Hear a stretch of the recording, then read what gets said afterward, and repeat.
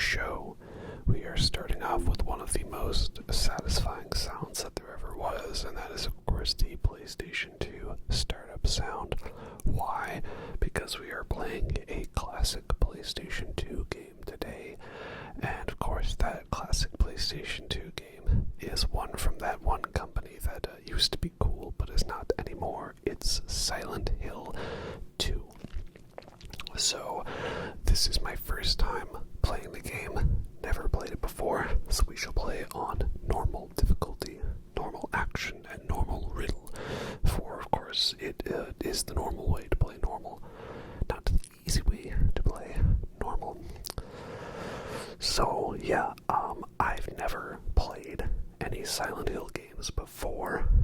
I've just watched lots of stuff from them, watched little bits and pieces and all that. And the thing is I've known for a long time that Silent Hill 2 has like the legendary reputation as being one of the best games, not just a horror game, but one of the best games of all time, specifically from the PS2 era. And I'd never played it, but there is that remake of it coming out soon, so I figured, what better time, because I know it's one that people have been telling me to play forever. So, this is the PlayStation 2 version, but it's running on an emulator on my PC, which is an Asus ROG Strix G17. And first things first, we gotta change the controls to the 2D version, because the 3D version makes my head spin. So yeah, in this video, I'm just gonna show you little gameplay highlights from the game, try to condense the story and the bits down into a digestible little feature. And yeah, just go over that. And that's how it is. You know, there'll be boss fights here. Of course, there's boss fights in Silent Hill games, but it's not just about that. There's a lot more to it. Because these old games are very clunky and not perfect in every way, but that's okay. So yeah, the nice thing about Silent Hill 2 is it is a sequel, but it is its own contained story, so you don't have to know anything else about the Silent Hill franchise to enjoy it. But the basic premise is that James Sunderland gets a letter from his wife Mary saying, hey, come hang out with me in Silent Hill. And that's a little strange of a thing for him, because Mary's kind of been dead for 3 years, so like, what's going on? So he's come out to the weird town with infinite fog to figure out what's going on, and thus we shall spiral into a out-of-control nightmare of epically psychedelic, trippy proportions. So, yeah, I mean, I love this game a lot. I'm really glad I finally played it. I really enjoyed the hell out of it. Yeah, everyone that said I would like it, they were correct. Absolutely. And it's funny though, why I like it. Well, playing through this, I realized like, oh, wait a minute. This is basically like a video game form of a David Lynch movie, you know, where everything's trippy and symbolic and nightmare logic and dream logic is just the regular logic. So I love that element to it. Yeah, it's a great horror game because it is very spooky and scary. And the clunkiness adds to the claustrophobia. Same thing with the camera. Like, yeah, everything is just so well done and awesome about this game. So yeah, here we are in control of James, off to find Mary, and first things first, let's make sure that we have our handy-dandy map, because we will be using that a lot in the game. That's interesting. There's a theory I read about something that's in the back of James's car, back of the trunk, but maybe we won't get into deep story spoilers just yet, you know. So, yeah, I also warn you, first of all, I don't know if this game is going to look like the greatest that I could make it look, because I'm not the best with doing fancy emulator settings. I just kind of go with what the internet says. And like, you see there's like a very heavy of a film grain kind of thing going on. Now, I really like that. It makes it kind of harder to see and understand. And but I don't know if that's how it's meant to be. Because I've seen people post footage of like the PC Enhanced Edition, and that seems a lot more clean. But I don't know if I really like the clean look to it. I like the dirty look. I like film grain. And I love this bit too because, you know, watching footage of it, it seems just like a long, boring walk, but like you're playing it and the camera's in front of you, so you can't see what you're running into. And the path just keeps going and the fog gets more dense. And you're hearing weird sounds in the distance that you never actually see. So, I like that a lot. It's very good horror. And this gets us to a cutscene where we first meet Angela. Another very interesting character. Lots of David Lynch shenanigans going on about characters and repressed trauma and all that fun, lovely, relaxing ASMR stuff. Yeah, so the film grain, I don't know exactly if that's meant to be there. If that's like, what is it? Antioscopic filtering or something. But I like it a lot.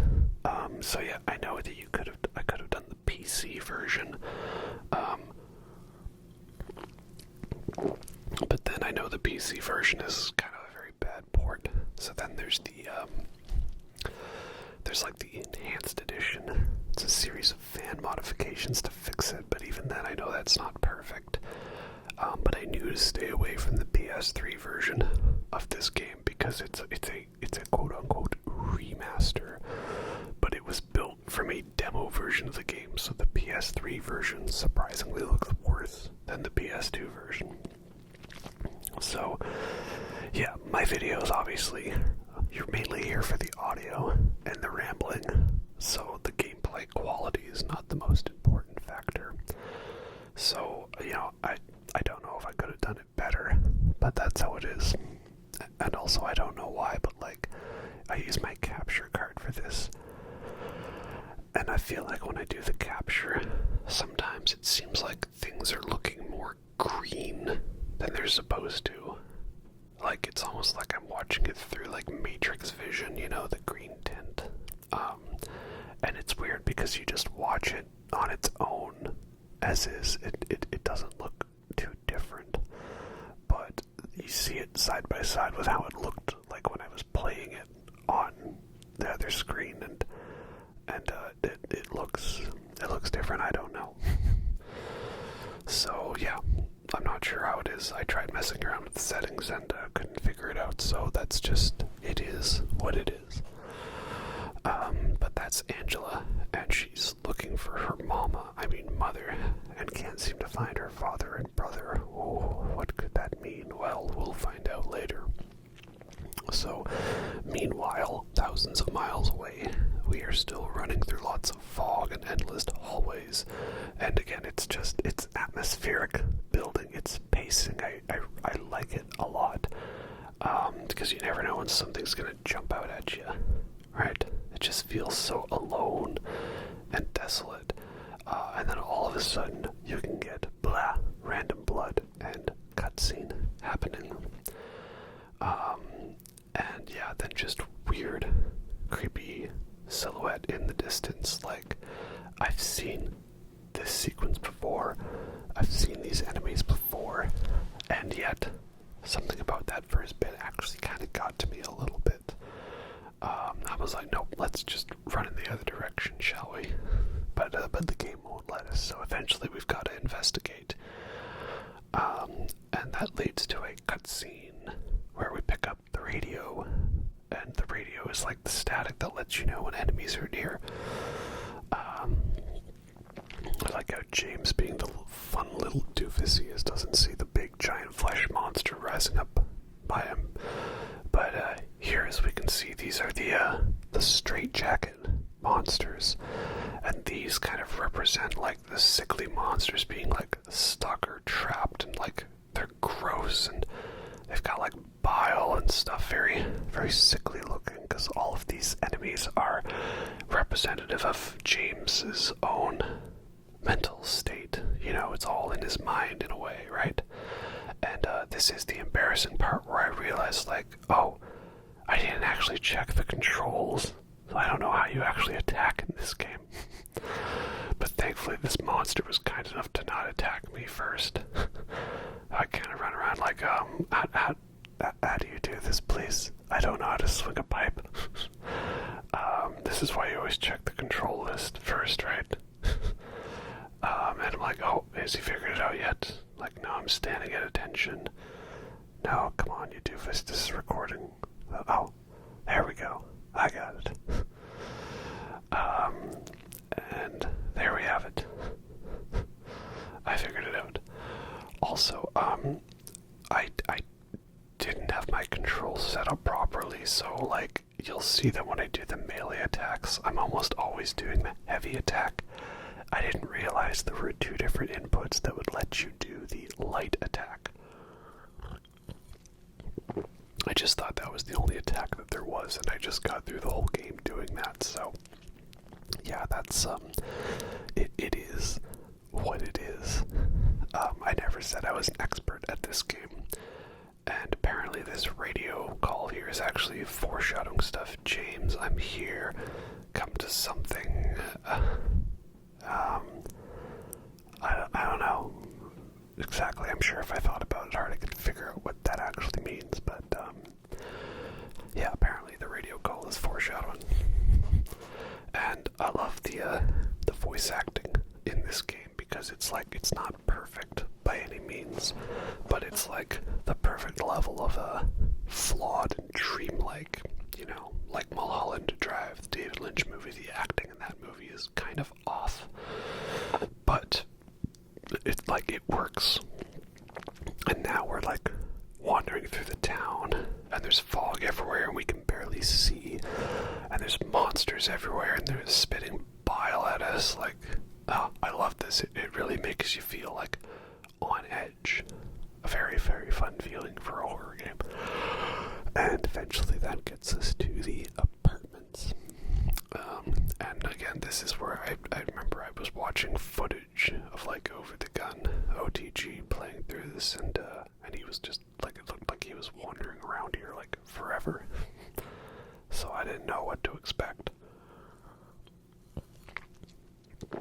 But I will admit there were sometimes I did use a walkthrough to help out, because some of the puzzles get a little odd in the, like, Legend of Zelda adventure game logic of how was I supposed to figure this out, you know?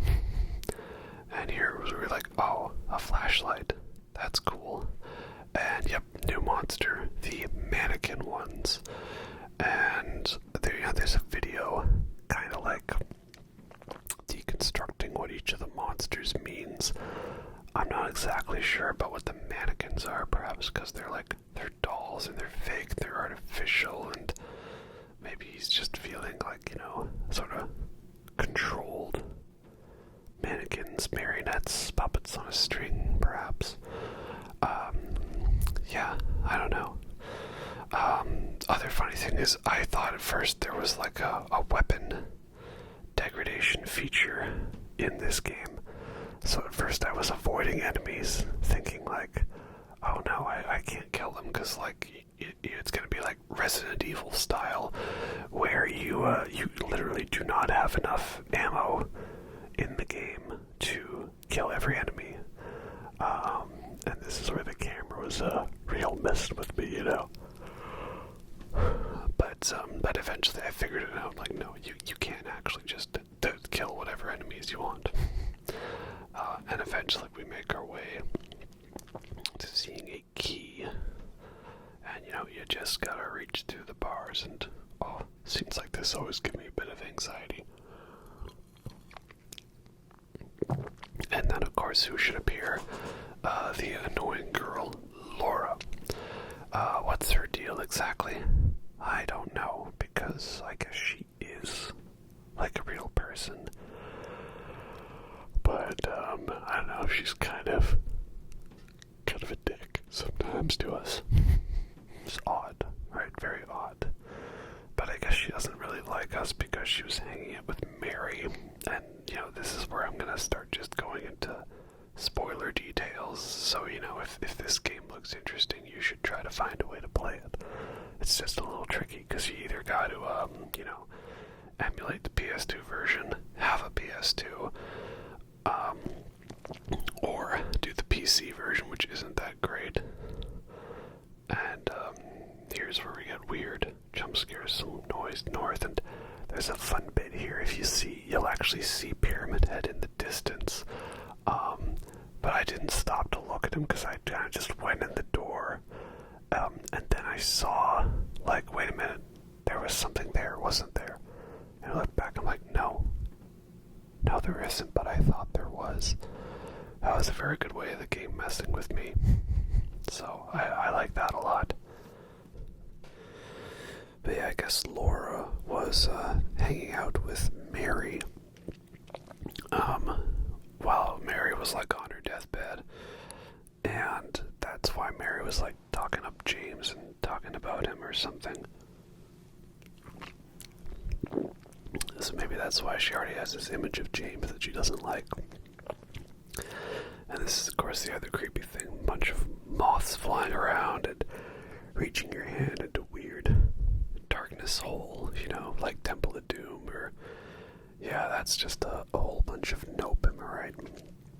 And I mean, there's a lot of the horror in this game that is built around disgust, which I know is definitely a bit more of like a Japanese sort of related thing.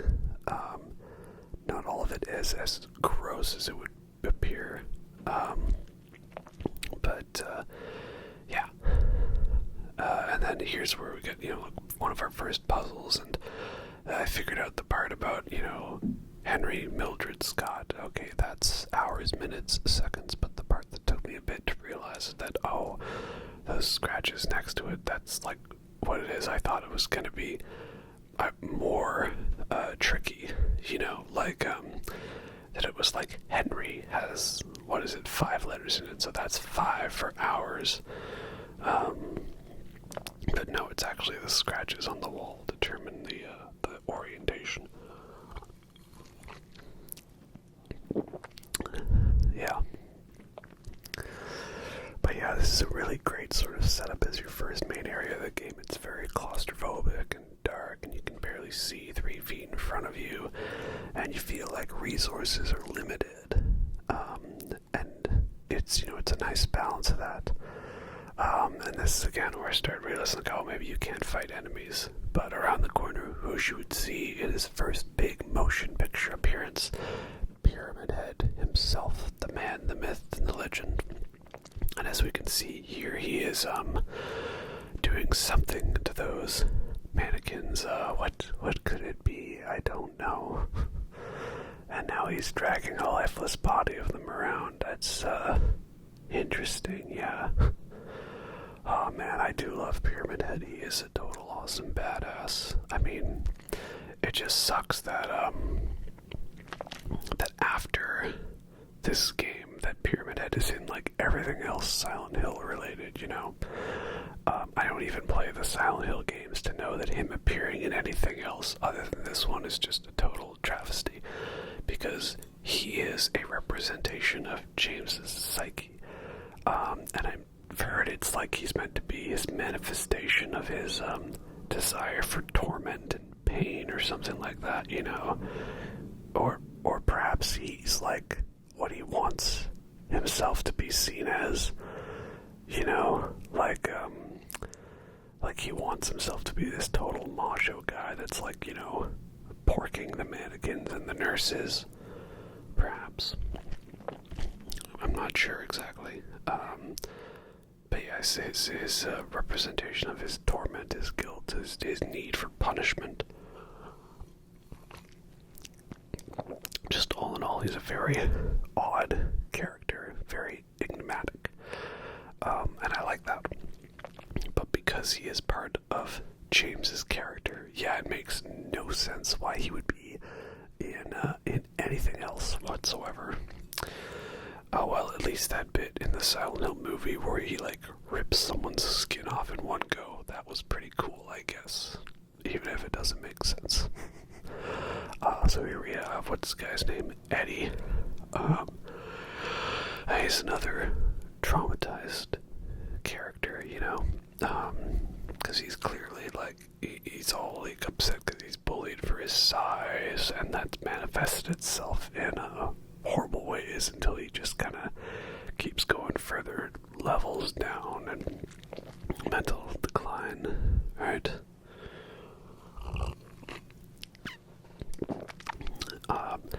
This is also definitely a game that rewards you for playing it multiple times, or at least watching stuff about it, because you kind of pick up on details here, you know, like a sniper.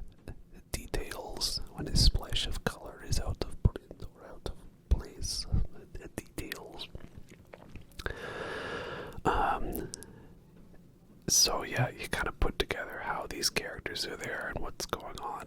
And I also like how, again, the acting here is just like strange, you know, like these people are clearly not necessarily behaving in ways that normal people would,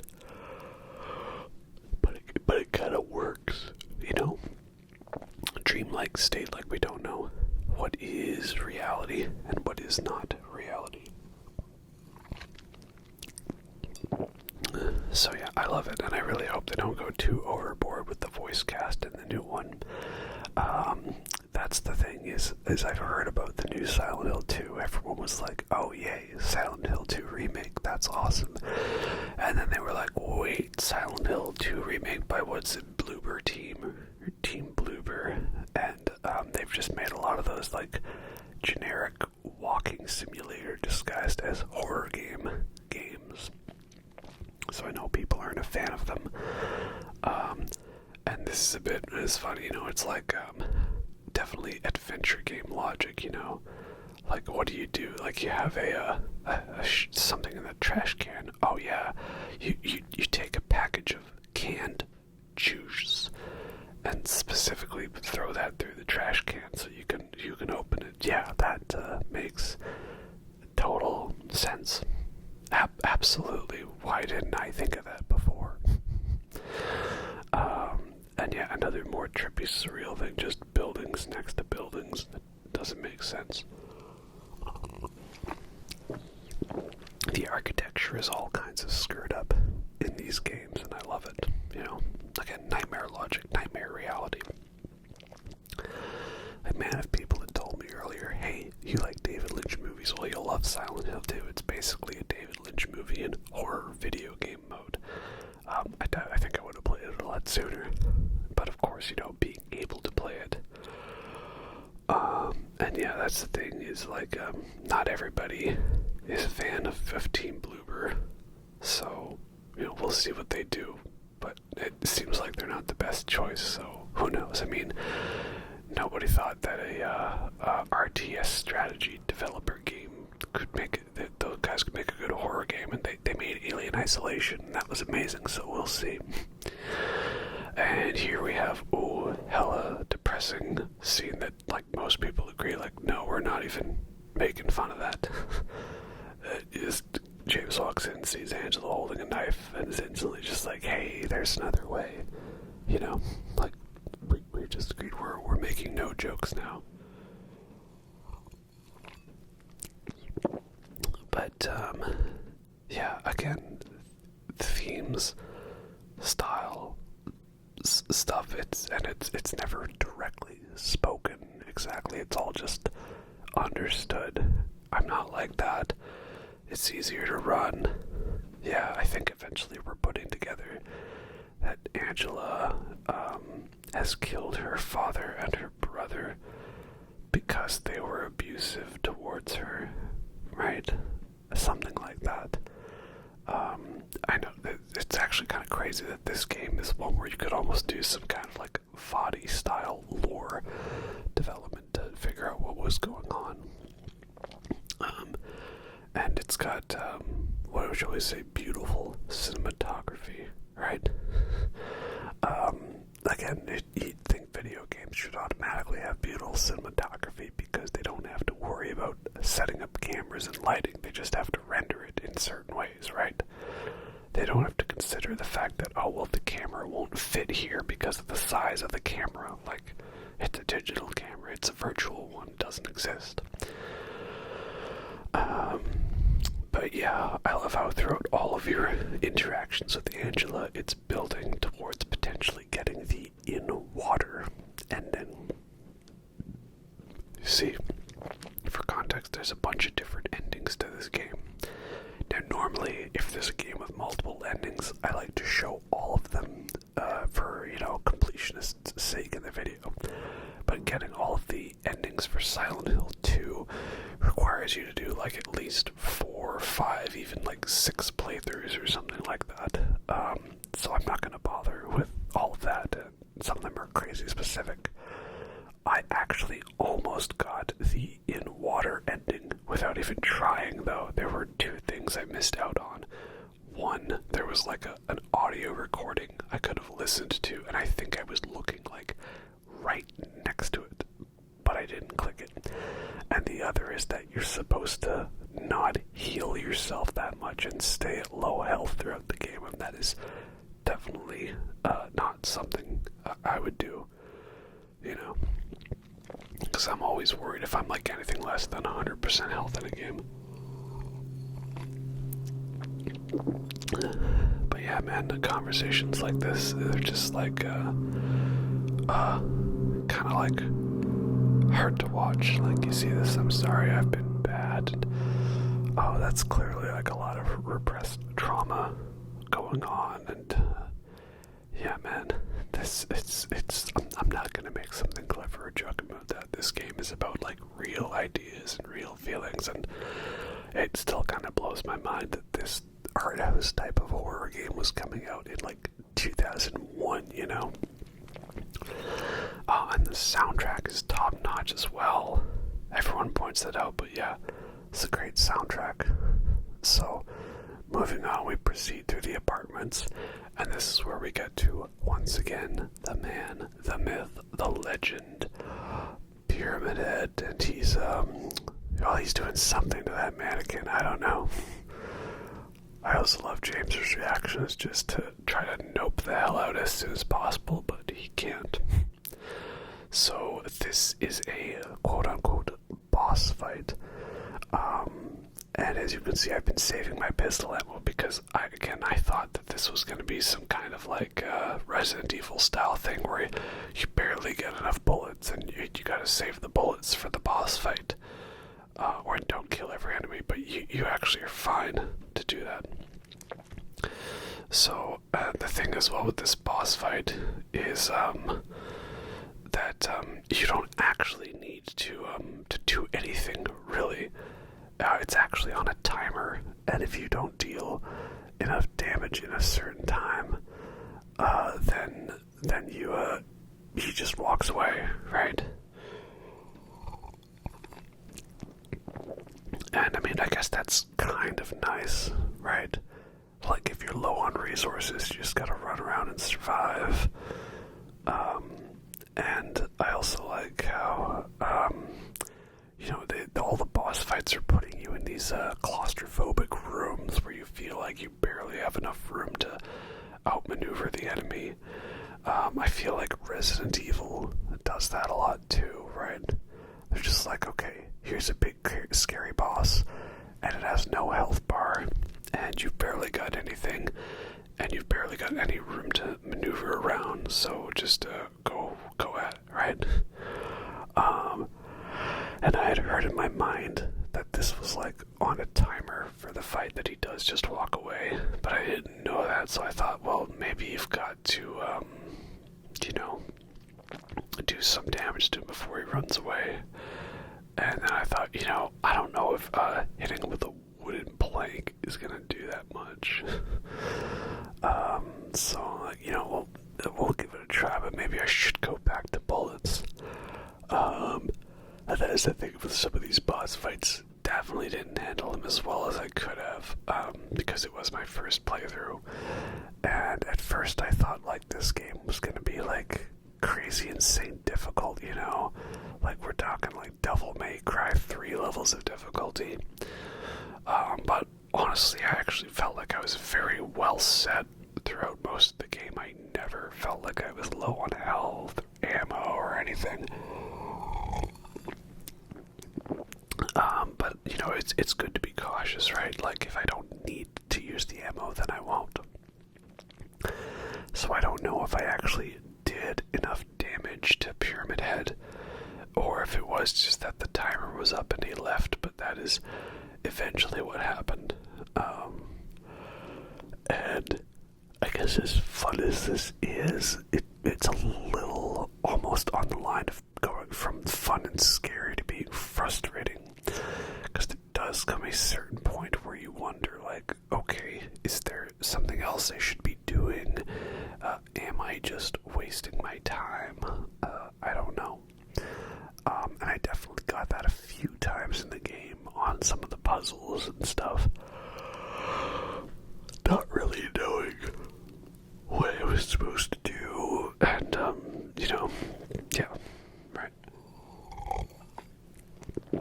But yeah, for some reason, a air raid siren calls out, and that means that Pyramid Head's gotta leave. He was probably realizing, oh shit, I'm late for that Black Sabbath concert I promised I would attend. Because they were opening with War Pigs, right?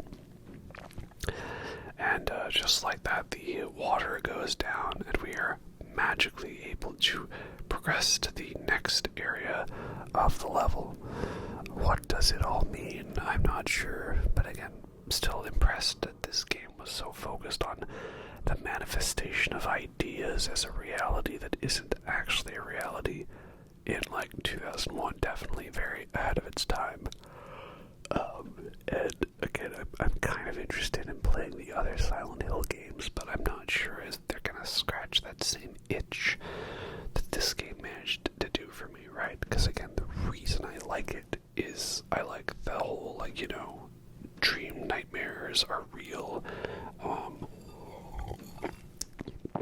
The big twist that nothing is as it seems, and, you know, the story and all that, and I don't know if the other games are going to get that for me. So anyway, next up here we have another cutscene with, what's her name, Laura. And yeah, she's weird, because again, I don't know how many people here are actually, like, real. Like Angela and Eddie, I guess, are real, and Maria is not really real, and I guess Laura is real, but you know, like, there's some other real people, but like they're able to slip around areas and stuff without any obstacles and keys and stuff. It's odd. So now we make our way down to the park by the bay, and sudden cutscene.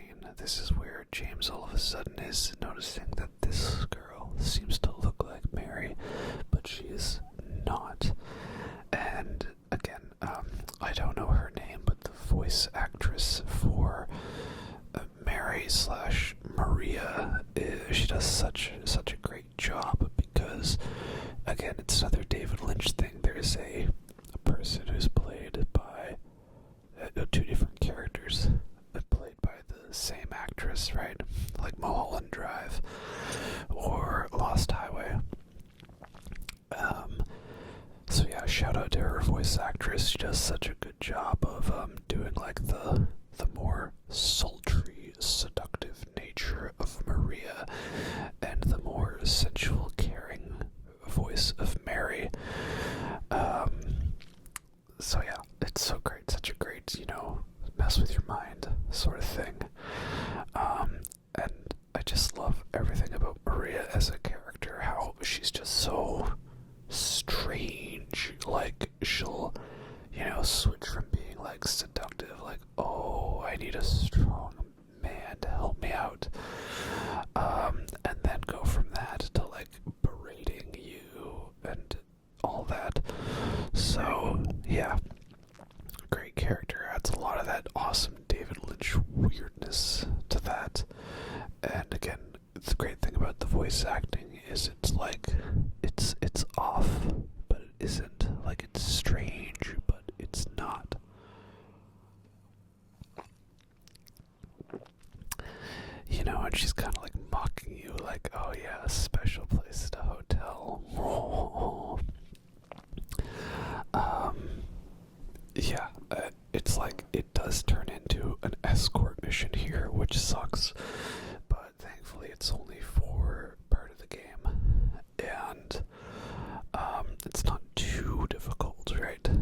Although I did find out the hard way at one point that there is friendly fire, because I accidentally shotgunned her to death. Oops.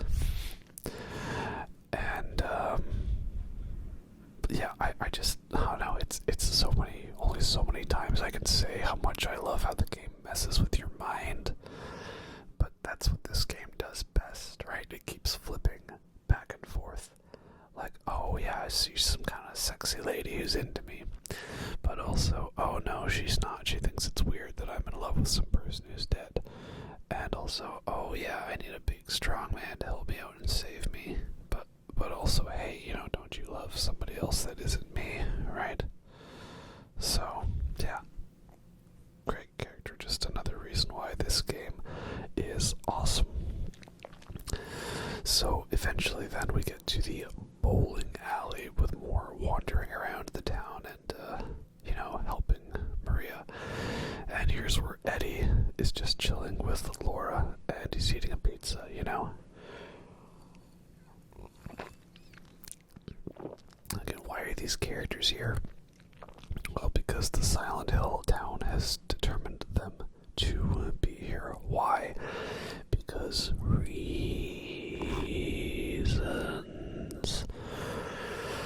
Yeah. Again, it's such a great nightmare, and I love the soundtrack to this game as well, because it does a good job of going between like the spooky ambient sounds and the you know, more melancholic piano that's very like reflective. So it's a great soundtrack.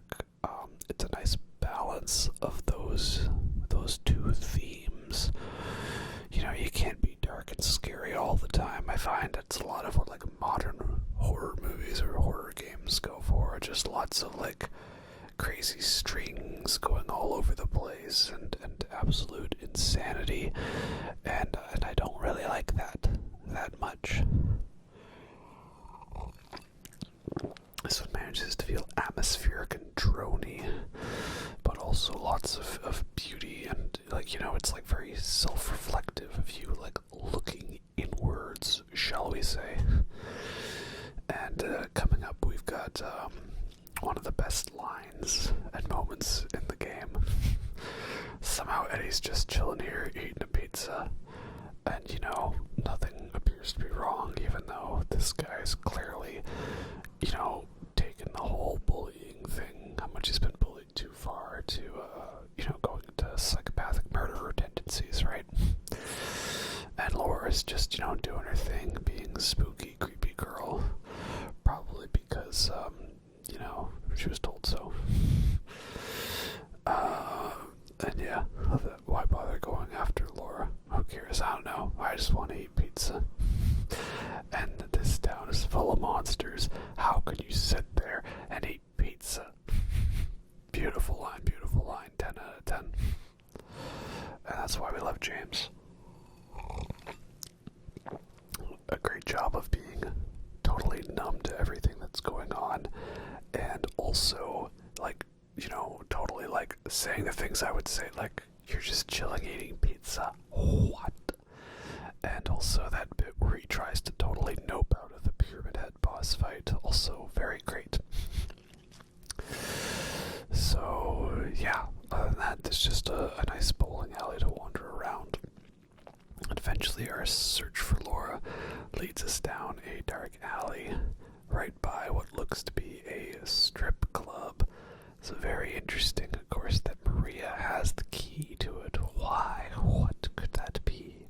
Why would Maria do this? Well, again, because subtle storytelling. Showing us, hey, why does she have a key to the back door of the strip club? Well, maybe that might indicate her profession or her speciality, you know, just more of that subtle oozing sensuality.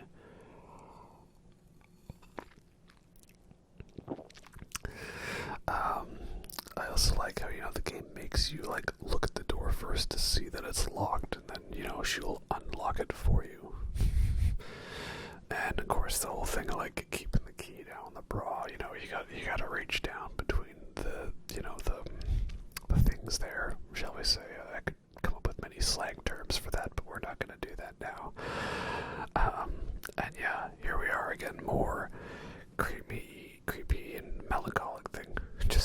another stage. Nothing strange about it. Is there nothing interesting, James?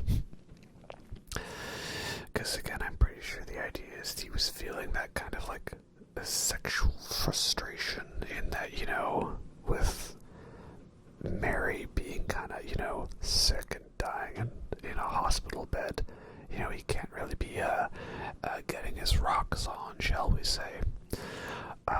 And I don't know if it's meant to be that he like really has the hots for like another nurse there, but maybe that's why like all of these sexy nurses are some of the main monsters we're going to be encountering later when we get to the hospital here.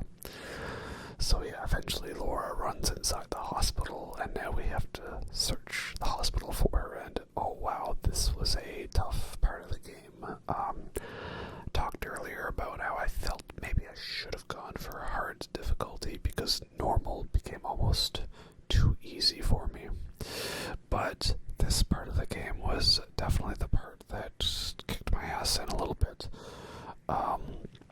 These nurse enemies are easily the most difficult in the game because they don't really stagger that much from your attacks, so they usually get a free hit in on you, and that's tricky when they do a lot of damage. So yeah, I was definitely using a lot of health kits here. And again, I also still hadn't properly mapped my controls to realize that I had a light or heavy attack. Also, I don't know if it was meant to be, but like, you can still keep hitting the dead bodies after on the floor, and I don't know what the parameters are for like having the enemies respawn in the same area, because I noticed sometimes they would. So I just felt like, well, for posterity's sake, I'm just gonna keep bashing even if they're deaded. Like the music stops and the static starts, but you can still interact with the body, right? I don't know. And then yes, now I have a shotgun. So shotgun's a fun weapon, of course, always great. And again, I also managed to do the great thing of inspecting every single thing in this room except that teddy bear that I needed to inspect. Oops. But eventually we get to a random hospital room, and Maria decides, meh, I'm tired, I need to lie down. And I don't know if that's because she's like popped up on a whole bunch of pills, or ecstasy, antidepressants, or something like that, but in any case, she needs to chill, so I'm very happy that this is no longer an escort mission. Thank you very much. Also, it's funny because in that previous room I managed to inspect like literally everything in the room except a random teddy bear that has a needle in it, because this is also where some of the puzzles and the concepts to the challenges gets a little obscure. Like, yeah, you've got to, there's a key down a drain. What's the best way to get that? Well, I need to do like a whole bunch of keypads, combos, locks, and key cards to open like the most secure safe in the world and unlock that so that I can get some strands of hair, and I can put the strands of hair through like a bent needle, and that is how I will lift said key out of the drain. Geez, when you say it like that, it just makes such perfect sense, doesn't it? And so then eventually we make our way to the roof, and this is an interesting thing because it's one way to work towards getting the in-water ending is there is a random diary entry here on the roof, and I believe that it's meant to be, you realize later this is like a diary from Mary, because I don't know if it's like she spent her time here. She always talks about wanting to go back to Silent Hill, So I don't know if she stayed here in Silent Hill, but she knows Laura. Laura was like hanging around the hospital when Mary was dying. But yeah, this is basically just her depressing notes. Like, she doesn't want to cause trouble for anyone. Can it really be such a sin to run instead of fight? It's just too hard to go on like this, right?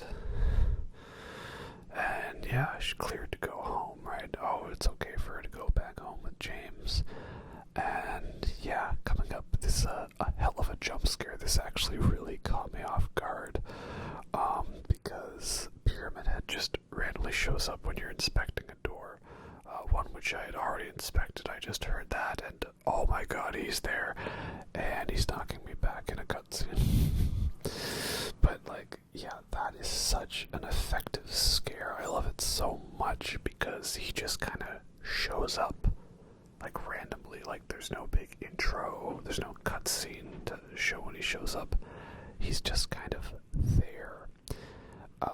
And like, you know, you hear the dragging sound, and they're like, what's that? And then all of a sudden he's on the screen. It's like barely enough time to register it. Yeah, I love it so much. Such an effective scare. And then coming up here, we have finally found Laura, who's just hiding and chilling in here, right? Again, lots of strange nightmare logic that you have to, like, unlock puzzles and keys and defeat monsters, only to end up in rooms where other people are just, like, randomly chilling in. Like, how did they get there? Right?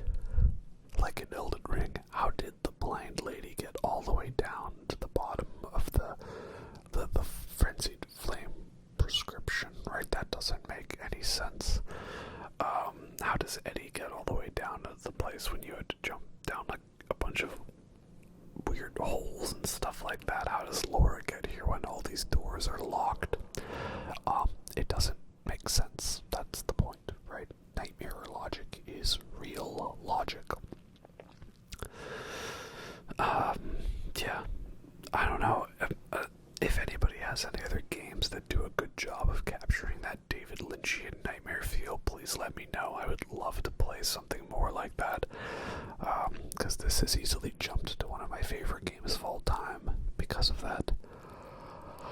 Again, part of me is kind of interested in the idea of, like, going for maybe a platinum trophy or, you know, doing all the endings, but I didn't bother doing that for this video. But I'm sure when we get to that big long final letter, we can go over the differences. And needless to say, there's a lot of cool endings.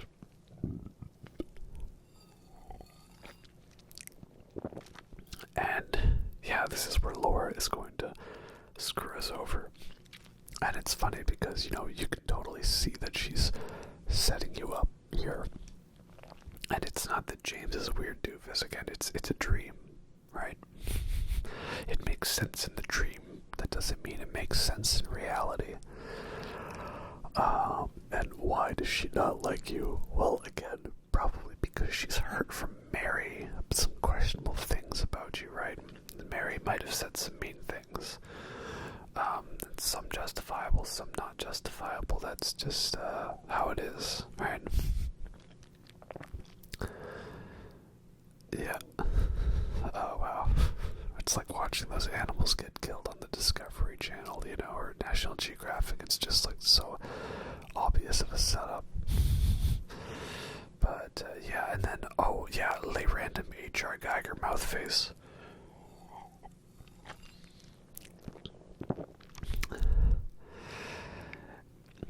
Yeah, and again, love the creature design, the enemy design in this, even if some of the fights are kind of clunky and simple, right? I mean, most of these boss fights involve throwing you into a tiny room with no maneuverability and shooting guns until the game says that, you know, you're finished, right?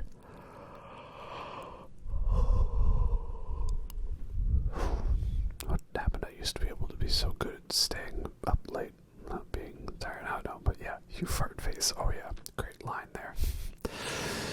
So yeah, I'm kind of like is going on here, right? And this is where I'm like, okay, shotgun time. I saved this for the boss fights.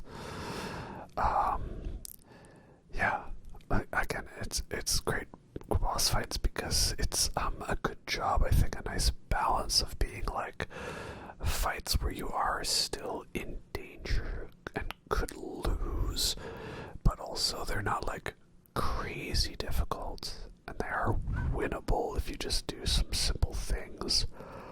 Like you see here, it only takes a couple of shotgun shells to knock whatever these weird cage things are down from just kicking you with their feet, I guess. And I like that because I feel a lot of times when it comes to horror games lately, it's like either the challenge is too great, like it's like a forced stealth segment where if you get spotted by a monster, you get just insta-deaded unless you do it perfectly. Or you get the ones where like it's like you're not in actual real danger, like the game makes you think like, oh, the monster's gonna catch up to me and kill me. But really, if you do nothing, you're actually gonna be totally fine. So I feel like Silent Hill 2 has a nice balance of those factors, right? Like, I don't really know if I died on any of the boss fights. I think I died like on the final boss once because I was like underestimating how much the boss could damage me, or like I wasn't healing. Other than that, I didn't really die too many times in this game. Mostly in the hospital section with the nurses, because those are a very difficult enemy because they don't stagger. They get a hit on you and they do a lot of damage, but then they kind of just don't show up later on in the game, which is, I guess, makes sense. We're not in a hospital. But it is also like a little disappointing as they were a tougher enemy and, you know, they're gone, right? And then those abstract daddies don't really show up much. And this here, I'm not sure exactly what's happening here, but to me that is a very obvious Jacob's Ladder reference. Because if I didn't talk about it yet already, Jacob's Ladder, the movie, was a huge influence on these Silent Hill games, and that's why, even though I have not played Silent Hill games up until this point, I already knew that, well, the thing they had going for them was the fact that they were heavily inspired by Jacob's Ladder, because that is one of my favorite horror movies and just one of my favorite movies of all time. It's such a great movie that indulges in that David Lynchian nightmare logic, and it's got, you know, weird, grotesque body horror monsters that show up for little bits here and there, so I like that. And it does have some great twists as to what is real and what is not. I cannot recommend that movie enough, and it's got such a great grungy look to it. And like it just, even like the camera movements in the movie, you really kind of get why they went with that distant third-person camera movement in the video games. So I love that a lot. And here we go, more, you know, back and forth between Maria about how all of a sudden she's like the scared damsel in distress that needs the big, strong man to take care of her. But you know, then in the next scene she'll be angry at you again, but then she'll be loving her, right? All over the place. Kind of, I guess, maybe representative of like how James could feel, like how he hated Mary, that he had to take care of this sick, dying woman who he was no longer physically attracted to. But in the other moment, then all of a sudden, oh well, she loves me and I love her, right? Nice job of kind of communicating that dichotomy of emotions. So next we have the creepy elevator ride from hell with the lovely trivia. What is this sequence all about? I don't know. But yeah, so we get this game show host guy, an exciting edition of Trick or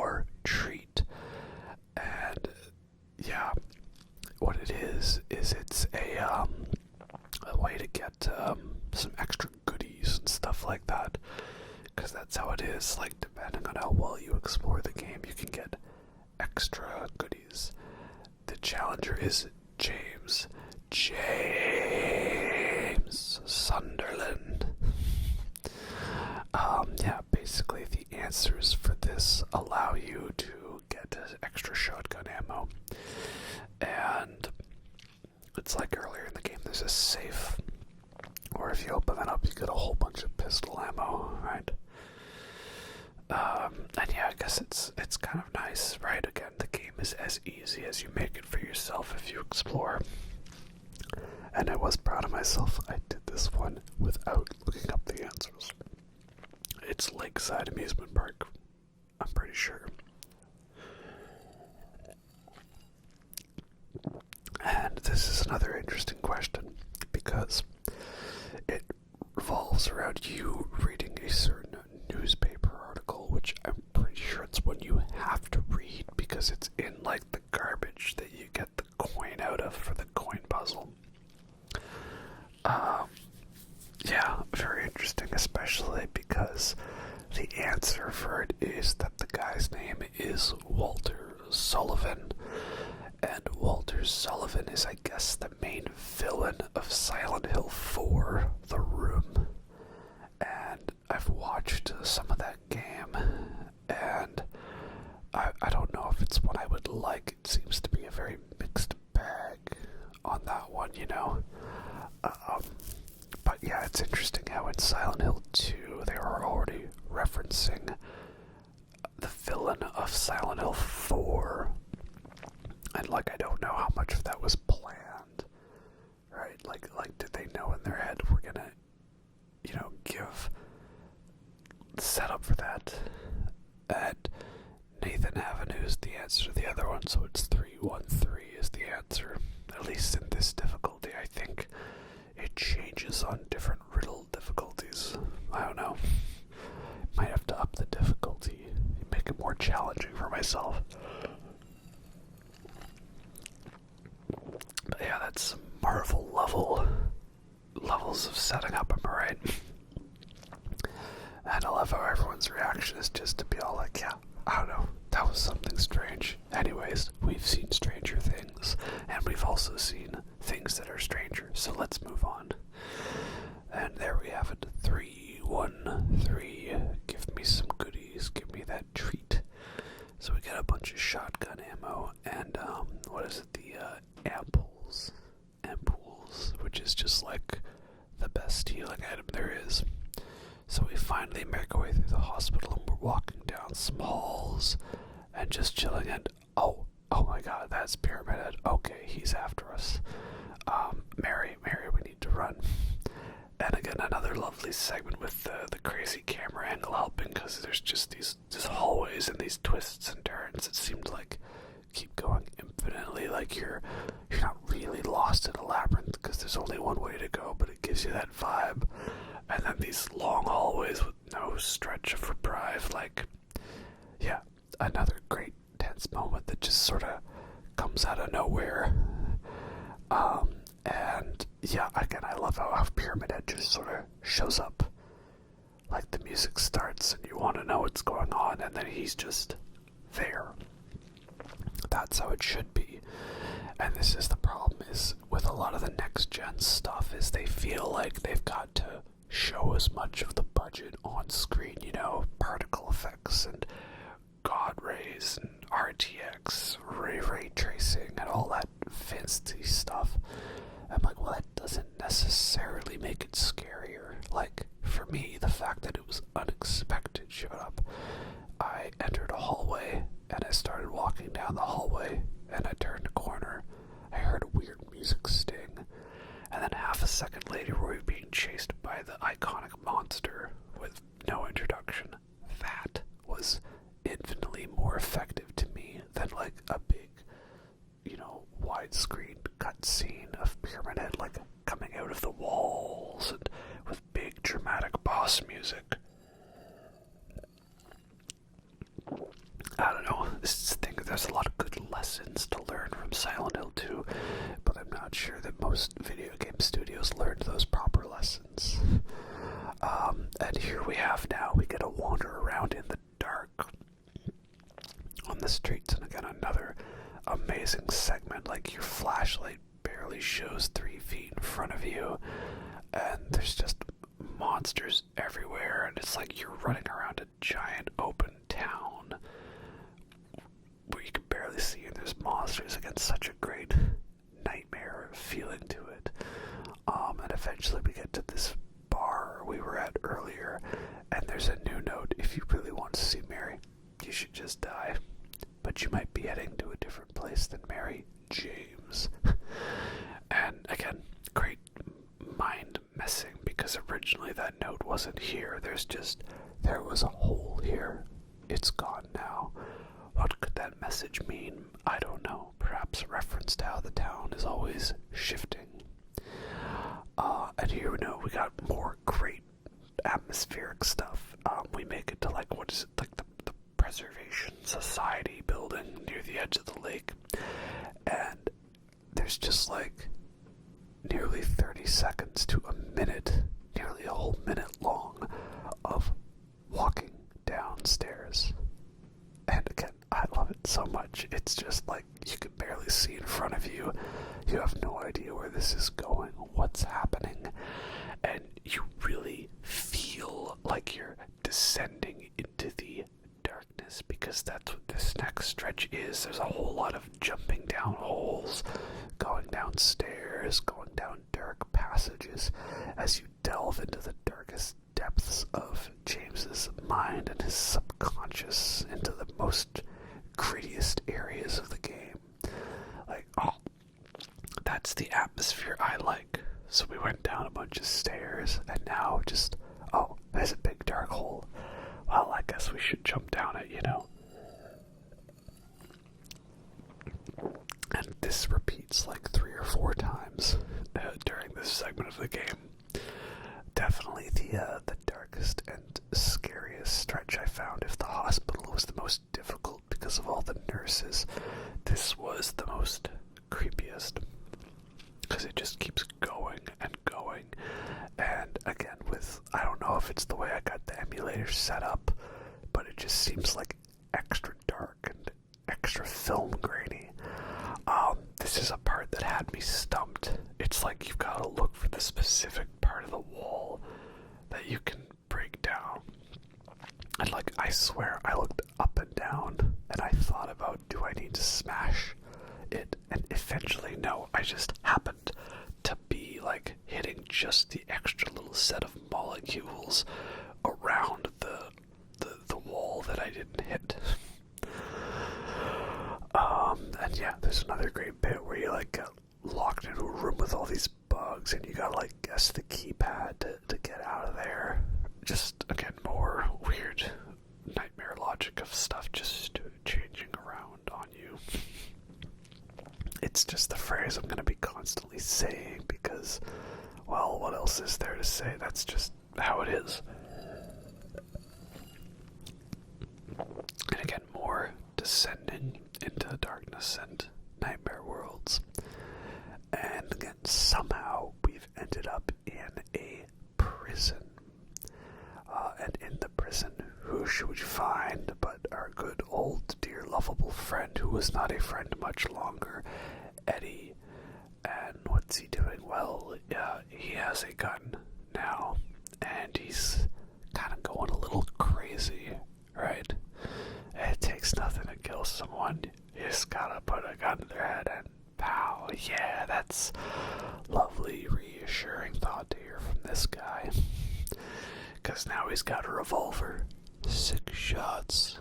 More than enough to kill anything that moves, So he may have killed a dog earlier, and now he's killed another guy. And yeah, it's he's got it in his mind that everyone hates him because he's on the larger side, and yeah. And yeah, James is kind of a very silly line, but he's kind of just yeah, you can't just kill people because they don't like it. And he says, well, why can't I? What's stopping me? Yeah, man, I feel bad for Eddie. He deserved better. Guy clearly got bullied all his life, has some kind of eating disorder, you know, clearly doesn't like who he is, and now everyone's just making fun of him for that, and he decides to go on a psychopathic murder spree as a result. That is very unfortunate. Side note, I hope all of you lovely people learn to love yourselves, you know, for who you are. That is very good. Self-love is important. Also, I love how he just reads a bunch of stuff like Sacrificing Demons, Tome of Seers, Feasts and Fallen Angels. I guess I shouldn't worry about that too much. Oh yeah, nothing important, just summoning demons and everything. Whatever. As another place that kind of puts me on edge because there's like monsters in the cages, so it plays the boss music, and then there's other ones climbing up on higher levels. It's just a good way to make you squirm. That's what this game does well. And here's another spooky room. Big empty room with nothing in it, and I can barely see 3 feet in front of me. You see, this is how you do horror. It's not about what you see, it's about what you don't see. See, if you see too much with all the fancy high-tech graphics, well then it's not scary, right? Like, if this was just some tiny room, or I could see, like, corner to corner in the room, or there was no fog in the town, that wouldn't really matter that much. If I could see too little, well then it's just frustrating, right? You know, like walking in the dark with a bunch of Lego that you might step on. It's frustrating, it sucks. And now I have the hunting rifle, which is, I guess, just, well, you know, it's like a bolt action rifle, and it's even more stronger than the shotgun.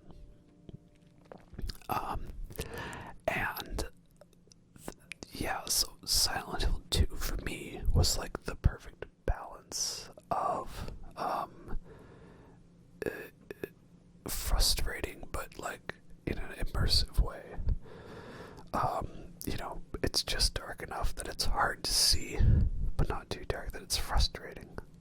And yeah, this is the part where I remember hearing a thing like, oh, I guess you combined using the lighter to melt a wax doll so you can put a horseshoe in there to make a makeshift handle. Like, okay, sure, whatever.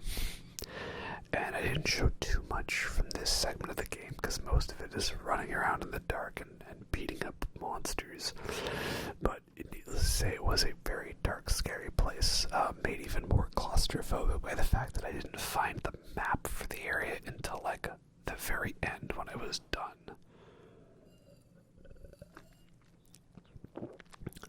Yeah, and then there's like weird gallows thing and like ropes and stuff, and yeah, now we're jumping down even more holes, and at this point I was kind of wondering, like, geez, how much longer can this segment go on for, right? Like, will it ever end? And it just keeps going. You had the Preservation Society, then some weird labyrinth, then the prison segment, and now we've got like a sort of like a morgue type thing, and eventually we get to some strange, more labyrinthy area. Like, oh, I don't know. It just messes with you, right? Like a never-ending nightmare. And another great moment that messes with you is, okay, so there's an elevator with lots of maneuverability, and there's like ammo in every corner of the elevator.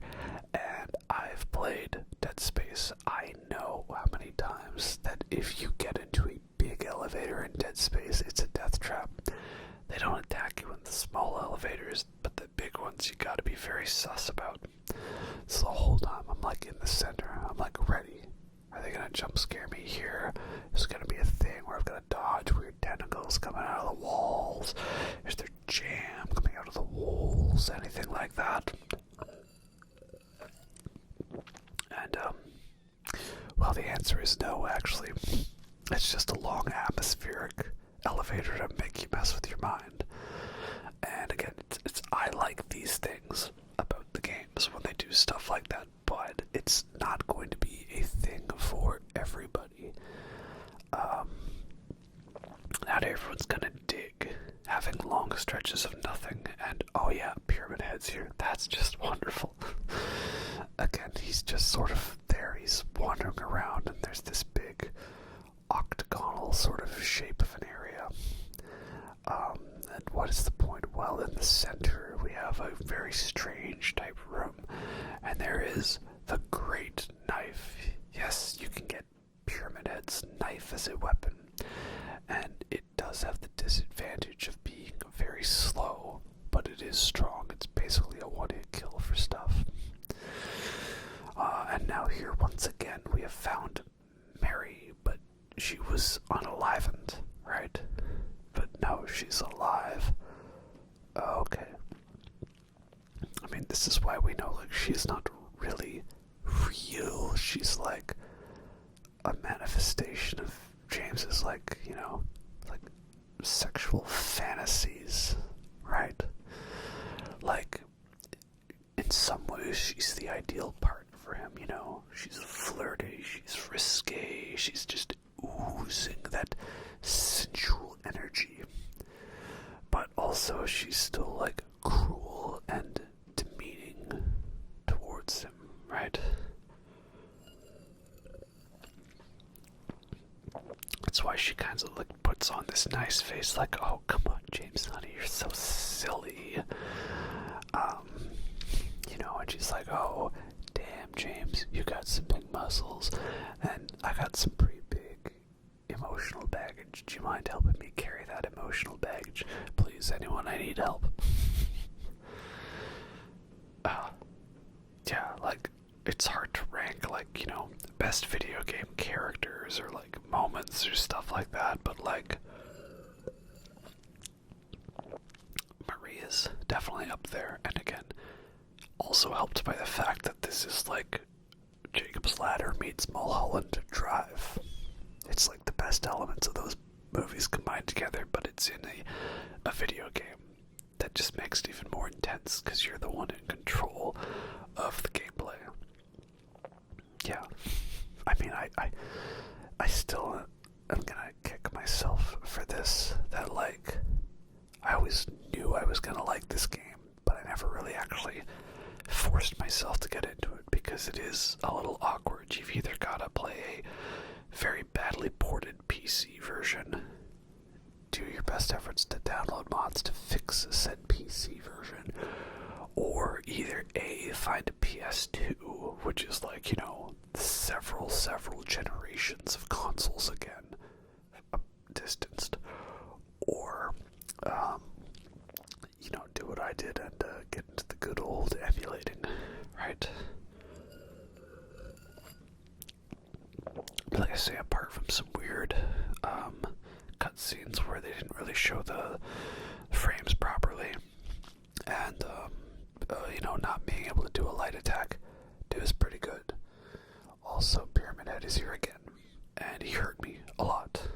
That actually did a lot of damage, which I guess would make sense.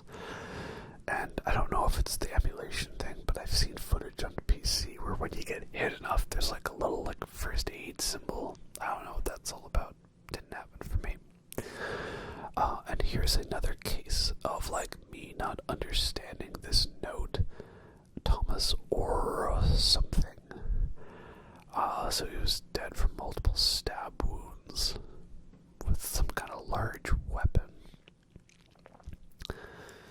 Late at night. And it's considered a homicide because there was a struggle, and he has a history of drunkenness and violence, but was not robbed at all. Interesting. And so this is one of those things that I kind of thought nothing of, like, oh, it's just random. Like, there's so many random newspapers and stuff that you don't really make sense of them. But then we hear, like, oh, no, daddy, like, gross, that's just eerie to hear. And it's Angela, and we go into the room, and what's this room? Well, it's definitely, like, H.R. Geiger and Scorn influenced, and we got weird mouth things, and there's that thingamabob, whatever it is, and it's called the Abstract Daddy. That's just all kinds of nope. It's just something all about this feels gross because you know the implication with this thing is that this is like Angela's dad that was like abusive towards her. And that's why its one attack is like grabbing you like that. And it's very icky, and it's just not icky in a like trying to gross you out way, but just icky in a way that there's all too well a lot of this rooted in reality for some people, right? But like the newspaper, it was something I didn't put together until I was actually editing this video. I just thought, oh, it's just random stuff, right? Like that's how it is. There's lots of random newspaper articles and things about this and that. It just doesn't really know what it means. But you realize, oh, that was the news article about how Angela probably murdered her father either in self-defense or out of retribution for the wrongs that she had done to her, right? So yeah, it's like Dark Souls. You gotta read the item descriptions, figure out all the little details, like artist and a sniper. But yeah, again, is there much to the boss fight other than run around a very claustrophobic area, spam healing when you get hit, and shoot it with bullets, shoot it until it dies, like good old Cyber Demon. No, there isn't not that much to it, but that's okay. Sometimes the simplest thing is kind of elegant to it.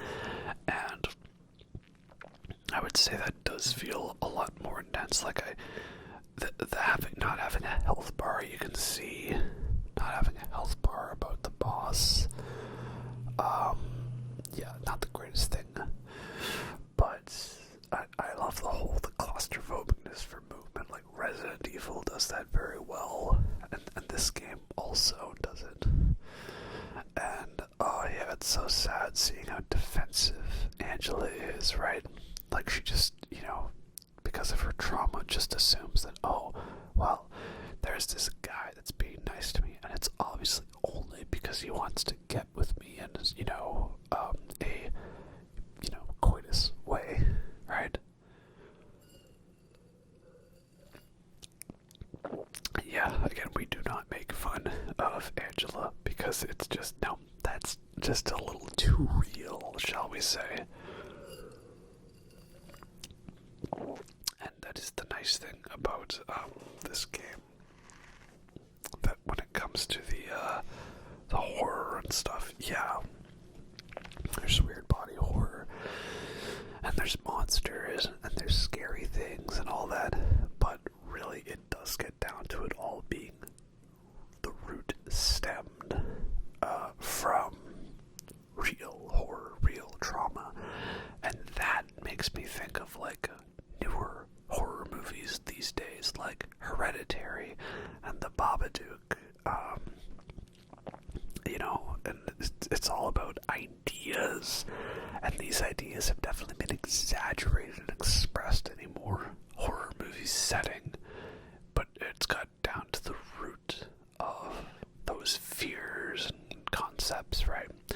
Like, even movies that I don't really care for as much, like Smile. That was one that a lot of people loved. I thought it was okay. I still respect that movie for the way it was directed and written, and how it does have a lot to do with like mental illness and trauma and grief and all that stuff. So, yeah, I like that that's been the push for horror movies lately, talking about real things, right? Like, you can talk about ghosts and ghouls and goblins all you want, but when it gets down to real things that people have experienced and understood, yes, I do believe that is more infinitely scary than all of the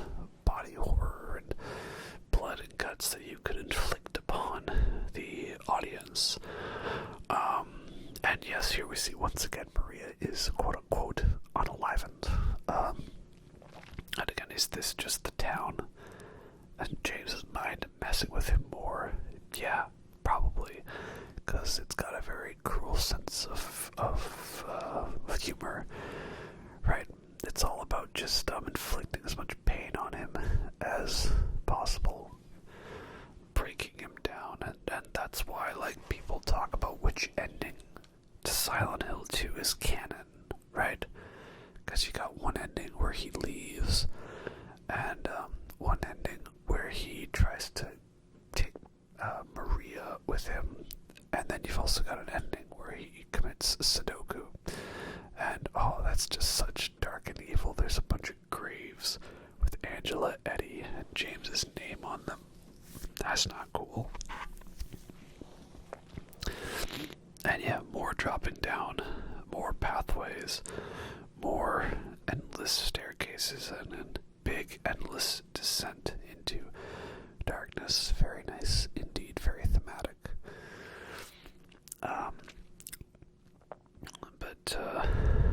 Where were we? Oh yeah, like one movie I can think of where I didn't even like the movie that much, but it had a cool ending with the implication, was the movie The Hole in the Ground. And it's kind of based off of some Irish folklore, apparently.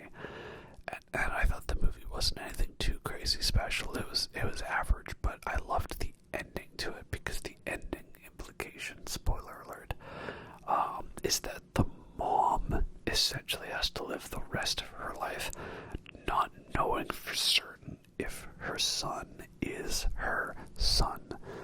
And I'm like, yeah, can you imagine that? Like, you gotta raise your child who you want to love, but you don't know if any second they're gonna snap and turn on you because they're secretly a monster, right? And you've got to live your whole life in fear because of that. Like, yeah, that's a pretty cool concept. It's a shame that the rest of the movie leading up to that moment was kind of average, very by the numbers A24 movie. But yeah, that ending shot with the implication of what's going to happen to these characters, very awesome indeed. And yeah, now Eddie has definitely snapped even more, right? He's kind of gone a little power hungry with having a gun, right? Big man with a gun. And yeah, that's clear because Eddie is a guy that has not been able to handle his trauma well, and so therefore it is consuming him and transforming him into a monster. Now this is definitely a mediocre boss fight. It doesn't take much to win, and I had seen a video where someone uses the great knife on Eddie, and so I thought, well, let's see how well it works. And what do you know, it's a one-hit kill for that phase of the fight, so yeah, sure, I'll take it. No big deal. What else were we talking about? I talk about so many things, I get distracted, you know. Talked about Mary, the hole in the ground, and canonical endings. Well, maybe I'll say more about it later, but basically I don't like the idea that In the Water is the, like, canonical ending. Because to me, In the Water is like the bad ending. That is the one. Well, it's weird, like, Leave is the ending that you'll usually get by default. That's the ending I got, right? But that seems to me to be the most, like, correct what Mary was hoping for. She wanted you to go on and live your own life. In the Water is definitely like a bittersweet ending. Like, James finds peace, but it is by the death at his own hands. And then it's an inverse of the letter, like, you know, you did not go and live your own life. I feel like In the Water is you losing to the town winning over you. And then you got the Maria ending, which is odd because that's like you proclaim your love for her and try to take her as your own, but then she's kind of sick, so it's implying the cycle is going to happen over again. many times when we see Maria, is she actually real? Or is she looks like a figment of the town's creation? Because if she was real, well, obviously she would be dead like several times over by this point.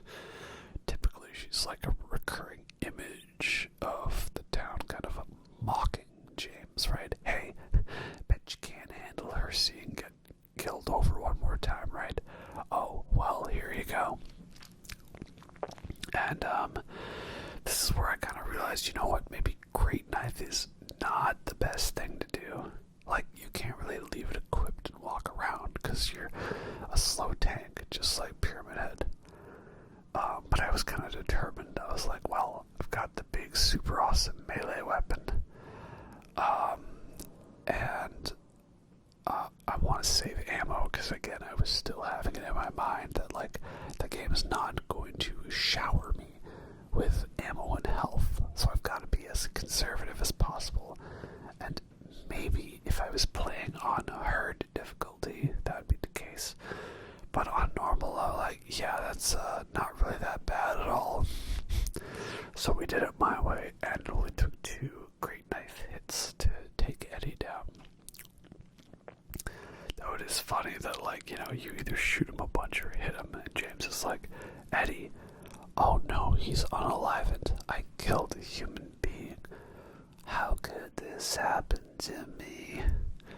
Or like the Eric Andre meme of, like, you know, like he shoots Hannibal and, wait, who killed Hannibal? Wait, who did that? And then they like semi-reference that in Disenchanted or whatever it was. The animated one where he's like the weird devil creature, right? This is pretty funny. So yeah, did she die 3 years ago? Well, actually the answer to that is no, she did not. So now we finally have emerged from the darkness and into the light. And what better way to signify the escape from the darkness than going towards the light? It's interesting because, as I pointed out, there's been like such a lengthy segment of descending and darkness and claustrophobia and decay, and it can always seem so oppressive, you know, but there's always a bit of a light at the end of the tunnel in real life, thankfully. Not so much in this video game, though. But yeah, it does feel great to be outside again here, and the good old fog back at it in full force. And this is the part where, of course, I didn't realize that you are in control of this segment, and I think there's even like part of a like achievement or something like that to do with how fast you do this segment, and that determines like your rank or something like that. You get an achievement, I don't know.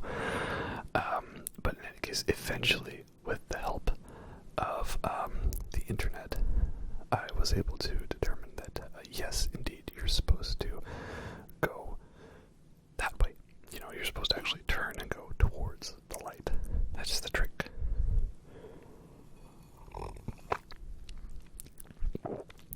And if you do that enough, that's what gets you across the shore.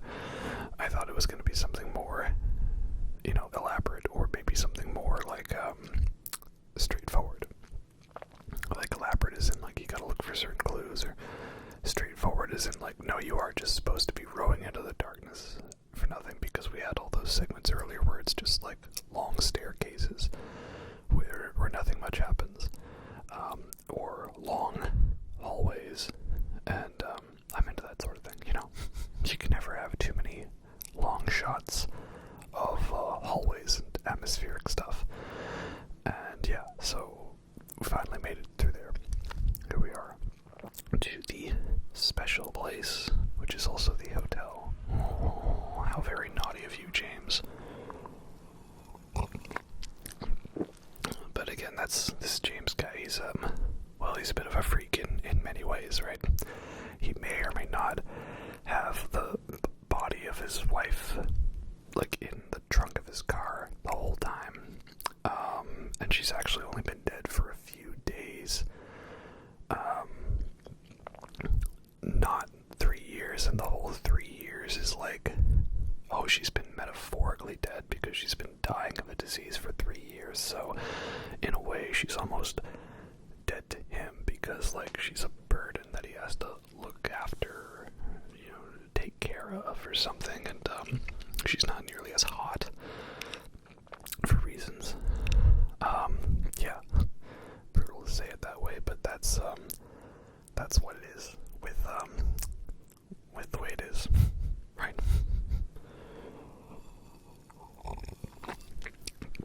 So we make our way into the hotel, and there's a piano jump scare.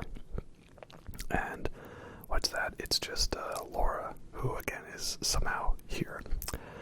Doesn't make any sense that the kid just sort of pops up anywhere. No, but again, for the umpteenth time, nightmare logic. That's just how it is.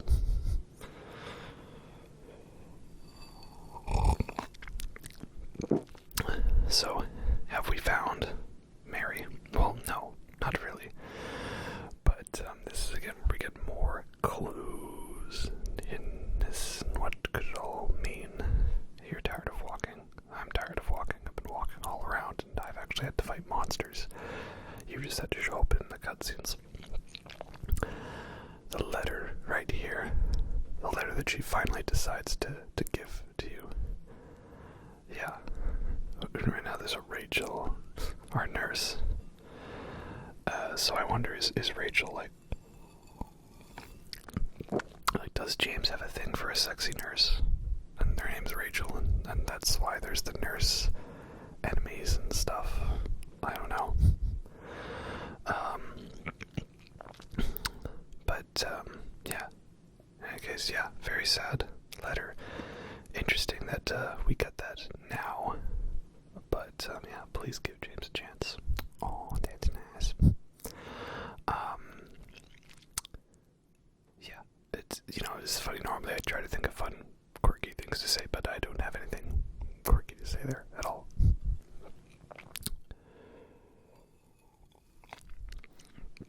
This is where we get some more of the revelations. Laura just turned 8.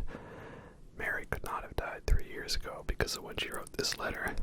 So yes, it is all psychological, metaphorical representations of stuff. Because basically, the town, Silent Hill, is essentially giving James a piece of sandpaper and telling him to massage his own underbelly, right? And, oh, there's another letter she dropped. But, is this a trick like last time, or is she actually helping us? I don't know. You never know with kids in horror games, but the point is that there's now more abstract daddies. Yay! And those things are very tough, and not to be trifled with. Yeah, this is again why you should save your ammo for it, so you can just kind of, load into them, right? Not much else I have to say. Though I don't know if it's an emulation thing, a PS2 thing, or like a PC thing, but it's always annoying how like the game would actually be loaded, but it wouldn't really like fade into reality until afterwards. So now, of course, what's the best way to make tension in a video game is to give you a bunch of awesome stuff and then take it away from you. Alien Isolation did that best when it took away all your guns for that bit with all the androids. And this game makes you go through literally every single item in your inventory and stuff it away into a locker because of elevator rules, I guess. I don't know. But yeah, a very despicably evil segment of this game. And yeah, what better way to make tension than me thinking, oh, the game's not actually too difficult. I have melee weapons and bullets, and I can stop monsters. That's not that big of a problem. And yeah, then the game decides to come at me with this, thank you so much.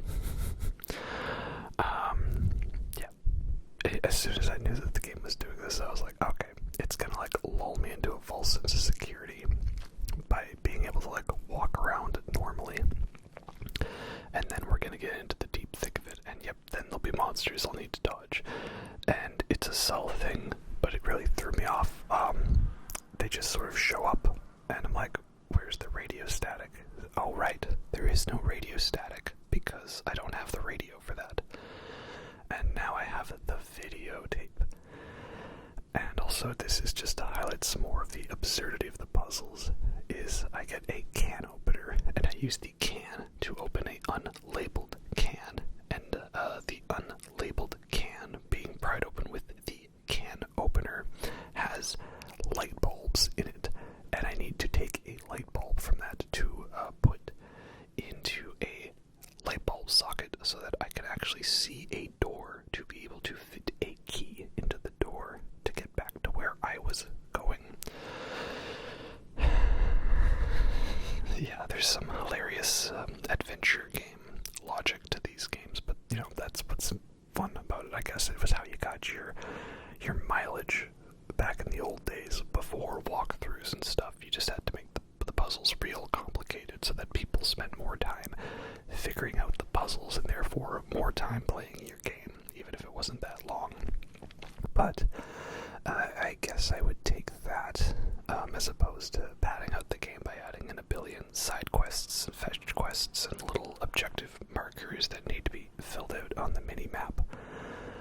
Also, this is a nice little musical thing, right? You gotta know the tales of the classic princesses. Hopefully you watched your fair share of Disney movies growing up, and that you watched the animated Disney movies, not the live-action ones. Oh, no, we do not do that here. And yeah, so then moving on from there, we can get to the apartment, the hotel room that we stayed in with Mary all those years ago. And what dastardly secrets shall we find here? Nothing but a memo book. Or what else could there be? Okay, enough of that past me. Can you get on with it and figure out where the thing is? Yeah, and that's the other thing is, no, you can't use it on the TV. You have to look specifically to the VHS player next to the TV. And I'm just wondering, what are the non-90s kids gonna think of this game when they play it eventually? Like, what are these VCR things, and why couldn't you just FaceTime her to see where she was hanging out at, right?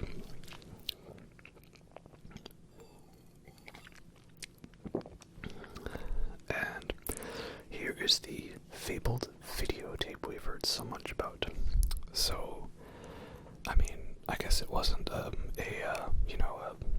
smutty video. I guess that's nice. I kind of had a worried it might be, but no. She's just chilling, and there's something about Silent Hill lore, sacred place. I don't know, is this like Silent Hill, or what is it? Shining, where it's built on top of an indigenous burial ground. I don't know. But yeah, there she's sick, and there's a cross cut there to her being sick in the hospital bed. And yeah, so it's a lot of crazy, depressing thoughts going through this guy's mind right now. And again, I love how it's slowly revealed throughout the game. And is he doing what these think I do? What? Wow.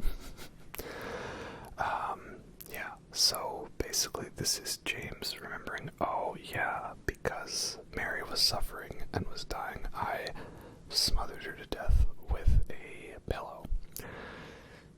Not the kind of smothered to death in a lovey, cutesy way with pillows and comfort. No, like just in a kind of you dead way. That's not so cool, James. Man, wow. And again, more great melancholic music. Sort of brief respite, allowing us to take in what it is we have just witnessed, right? Because there's actually room for breathing and pacing. Like, I really hope that the remake doesn't modernize the game too much, because I don't want it to just be like, jump scares and stuff for the Let's Players to react to. Like, I find a lot of times the games I like are the ones that are the anti-Let's Play games. games. They're not necessarily entertaining to watch someone else play them, nor is it entertaining to make someone have you watch it for views. Alien Isolation's the big one that comes to mind, and this is definitely not that game either, right? Like, this would be the part if you were speedrunning the game and just trying to get through for the content. You'd be thinking, why is the game making me sit in front of this TV with music playing? Can we get back to shooting the monsters or the story? Right.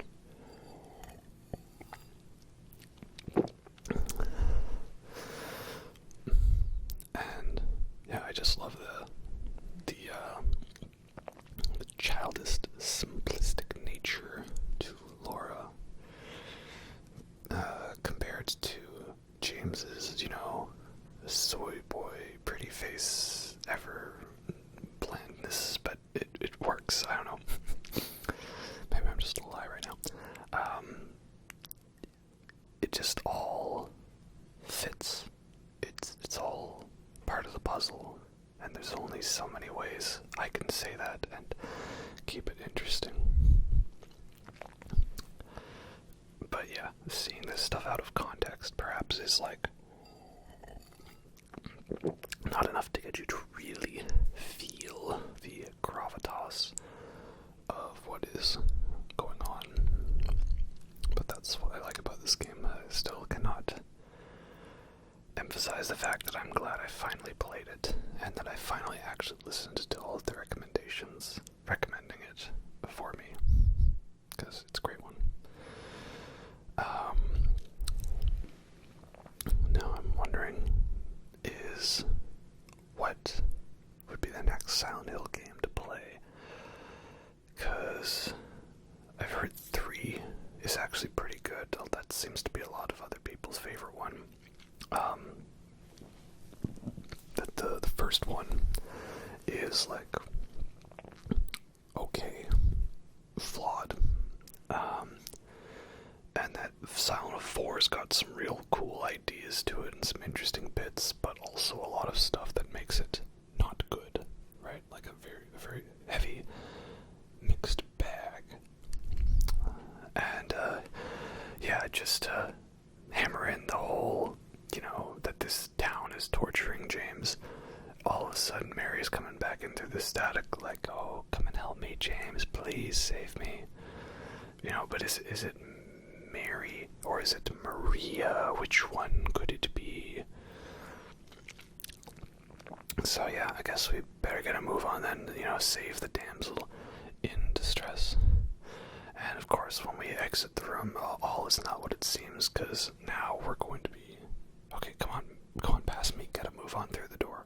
Come on. We're in nightmare land, and things are weird and creepy and spooky and trippy. All is not what it seems.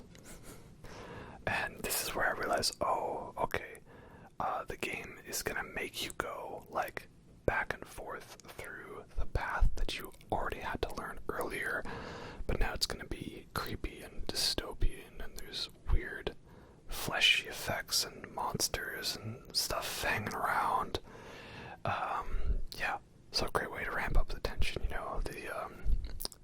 what do they call it? The other world, the underworld, netherworld version of Silent Hill, and I don't know what that actually means, if that's some evil cult summoning this or they're praying to a demon. I didn't pay attention to that movie, and I didn't play the original game. I'm more about the ideas behind it, and the ideas that relate to the intricate nature of the human soul. And that's what this scene is all about. And man, I hadn't even fully grasped all the intricate details of Angela's story, but just this setting alone, I can understand what's going on, right? So I guess Angela here, what she murdered her father and maybe her brother as well, and that's why there's those very male-looking figures that seem to have not genitals attached to them anymore. And she's definitely got some mommy issues. I mean, I think we can all relate, am I right, boys? And yeah, it's really really tragic here because James is still doing what he can to help her, but ultimately she is still set on the escalating path of a self-destructive nature.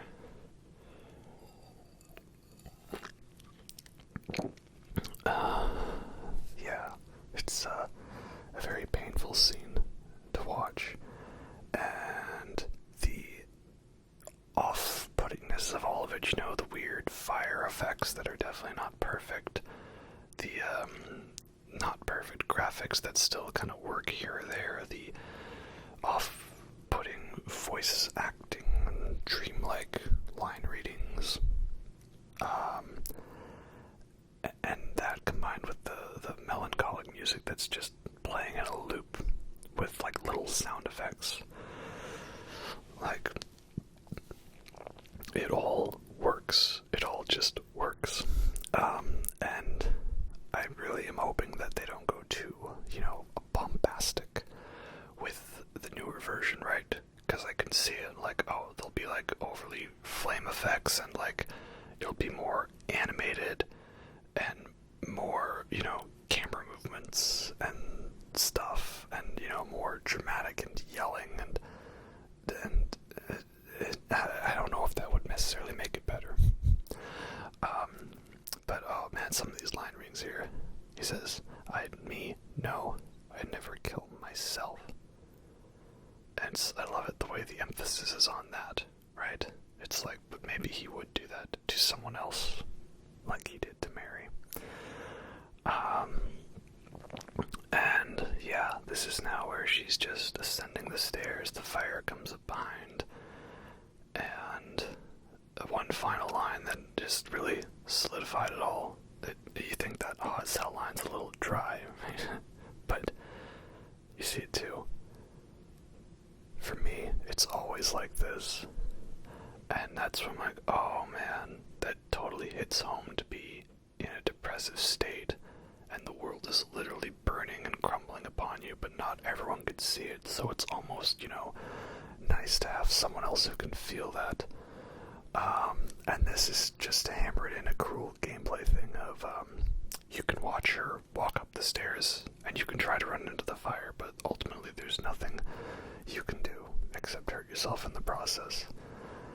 And, I mean, at least he was smart enough not to give her the knife, but still, it did not amount to anything, so that's where I realized, yeah, there's, nothing we can do, unfortunately. But, hopefully for the Angelas in our life, there is something we can do, if you know what I mean. So now we get down to it, though. The final boss, or one of the final bosses, it's the final boss segment, the dual Pyramid Head fight. And I like how the game is kind enough to let you know this is the big last save point by having like 9 of those save things on the walls. And yeah, so now I'm still not sure I fully understand, but that's how it is with this game. So the town is still torturing James with, you know, Maria, right? And we see Pyramid Head here again, like a manifestation of James's anger and sexual frustration as he penetrates her, shall we say. And yeah, I don't know if the town's still tormenting him, I don't know, but that's the thing I've seen. There's the trailer for the new one, and I don't know if it's the same scenario because he looks like he's just in some random warehouse, and the facial expression he has is good, I guess, but it's not nearly as creepy as this. And how about this for like a badass line reading from James, right? All of a sudden he gets kind of creepy, and you watch how the pyramid heads, they're stepping away from him, like, oh shit, man. So now we get down to it, a big awesome fight, and what's it gonna be? Well, not much really, because let's be real, this game is got a lot of cool gameplay moments to it, but the combat is not really what we're here for. Though I guess it is nice that the way they make it, I'm pretty sure, you know, if you don't kill them in a certain amount of time, that they'll eventually just, die nicely for you, right?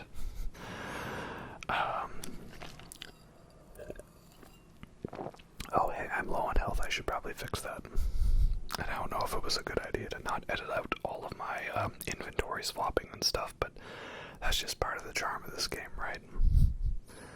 And of course, I'm using shotguns, but they have spears. They've clearly paid attention to the Elden Ring meta. Great spears, dual spears, bolt, grand sacks, Vikes spear wearing guys, I know, right? Also, I'm already planning on doing this, so if you tell me it won't matter, I'll do it anyways, but if you have made it this far in the video and you're interested, drop a comment on how you are excited to see my video on Elden Ring and the Colosseum update, because I did film a little bit of footage. I have a couple of fun little builds I put together, and they're definitely not meta builds. They're purely for cosplay / fun builds. But I had a lot of fun with them. I got some nice footage, and I might put that together into a video just to commemorate all of the awesome people on the Elden Ring All Bosses video. And we'll be almost 1 year from the original Elden Ring release. And maybe by me making content for it, that'll get them to put out a proper story DLC. We will see. Anyway, so yeah, here I am still literally running in circles around these guys, and this is where I remembered I saw a video on some guy.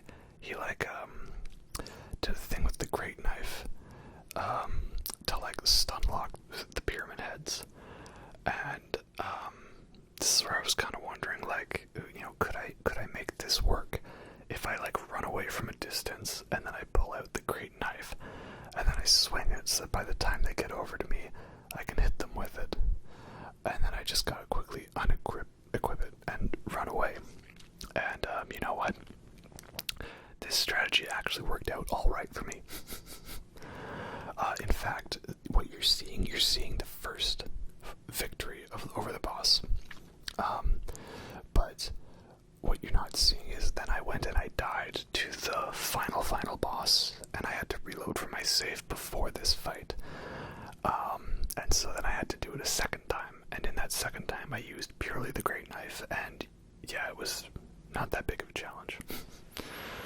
So yeah, definitely the way to go is great knife, because it's OP. You just gotta make sure you time it right. So yeah, that's the Pro League strats. But I have seen some video where if you manage to lure them both into a corner and you do the side swipe, that you it bounces off the walls and it does double damage, and that's the trick. I don't know.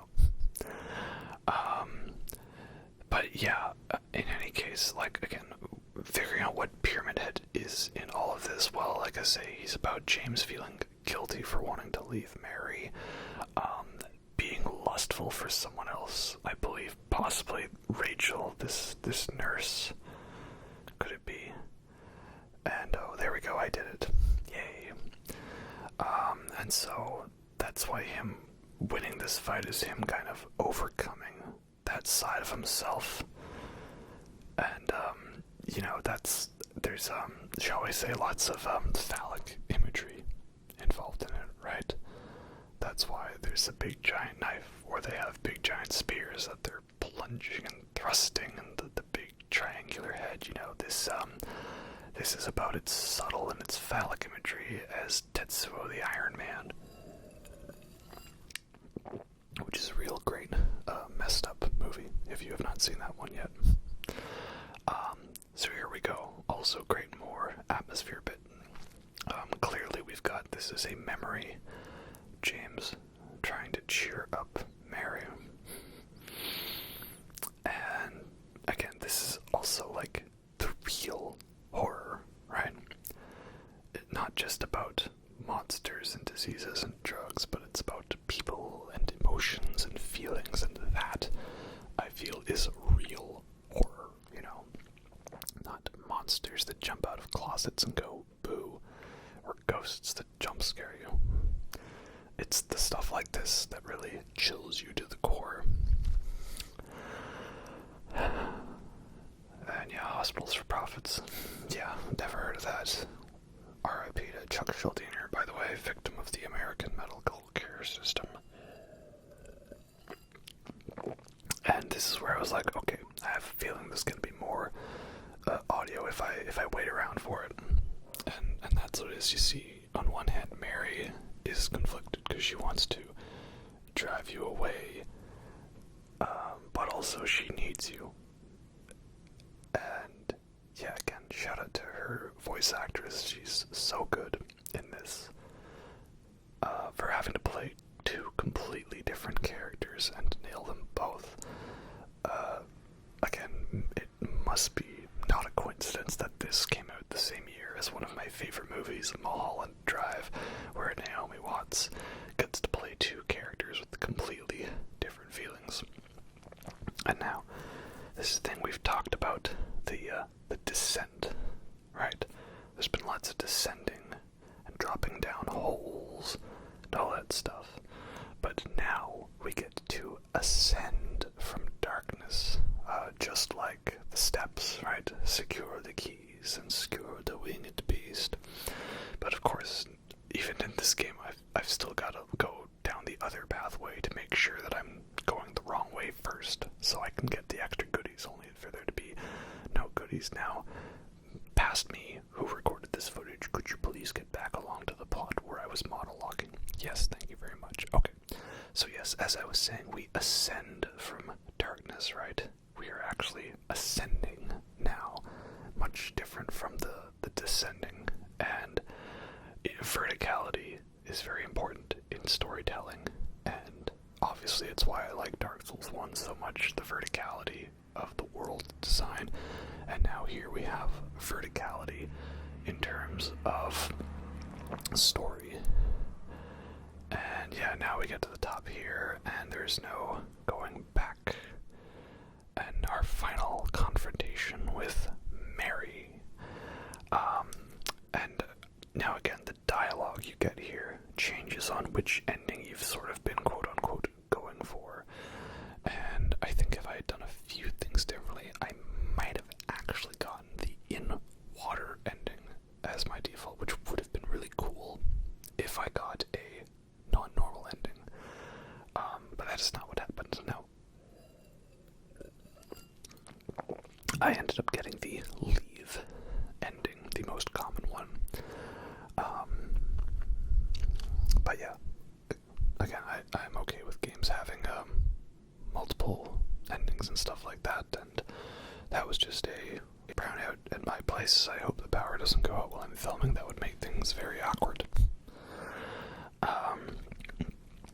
And I love this. It's like the Mary image kind of admitting, like, no, she's not really married. This is like the town trying to control you, you know, and take over you.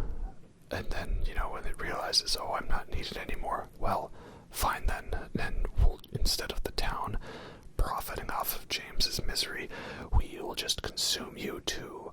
Or we could just both fight to the death. And yeah, so this fight, it's kind of like there's the bats that fly out and they distract you. And then sometimes the auto aim doesn't work, and you've got to make sure you get knocked away from that before the tentacle comes down and stabs you. And I don't know if the bats hitting you or whatever they are, the butterflies, if that actually damages you or not. It must be a pretty minuscule amount. But the point is as I'm swapping all of these things away, I say, we can't stop here. This is backcountry. And also, this is weird. Hospital-based tendril monster country. And then I found out that it wasn't a bunch of bats. It was like weird rabbits or something. I don't know what I'm saying now. I lost my train of thought. This is what happens when you record and then you have to pause because there was police sirens, and then you start recording again and you don't remember what you were talking about before. But the point is yeah, this is a boss fight. And I was probably prolonging it by using the pistol. pistol ammo, I may as well use it for something, right? And I don't know what else there's to say. I mean, I love the design to it. It's a very creepy visual, you know, that's the thing I can say is, I love how unnatural all this stuff is, and that's what makes it good. It doesn't have to be like particle effects and pristine 8K graphics to look scary. It can just look unnatural and move in a strange way, you know, like a weird upside down corpse thing. And it's interesting because, you know, I'm wondering, are all these monsters different forms of like being like tied to a hospital bed? Because we had the straitjacket guys earlier, and then we had the nurses, we had the mannequins, dolls, you know, being controlled by others. Then we had like those weird hanging from corpse things in the one room, you know, in the hospital, and you know, it was like weird, like hanging from like hospital gurneys or something, weird fleshy bits. And then there was the abstract daddies, which basically looks like those things, but they've grown more limbs so they can walk, but they're still tied to those structures. And so now we've got the ultimate form of that. It's a weird free flying around one that's got weird tendrils, but yeah, I don't know, it's all symbolic, right? That's what it's all about. And I think maybe eventually Taskme that recorded this stuff got in his mind, okay, stop prolonging the boss fight with the pistol. This thing is going to take some damage. Just pull out the hunting rifle. Why don't you? You know, you're wasting all of our time here. Oh, there he goes. Shotgun for posterity's sake. Yeah, I don't know exact damage values and stuff, but like, obviously shotgun does more. And see, there you go. Literally one more was all you needed. It's all part of the plan. Even in the final boss, I'm still trying to conserve ammo.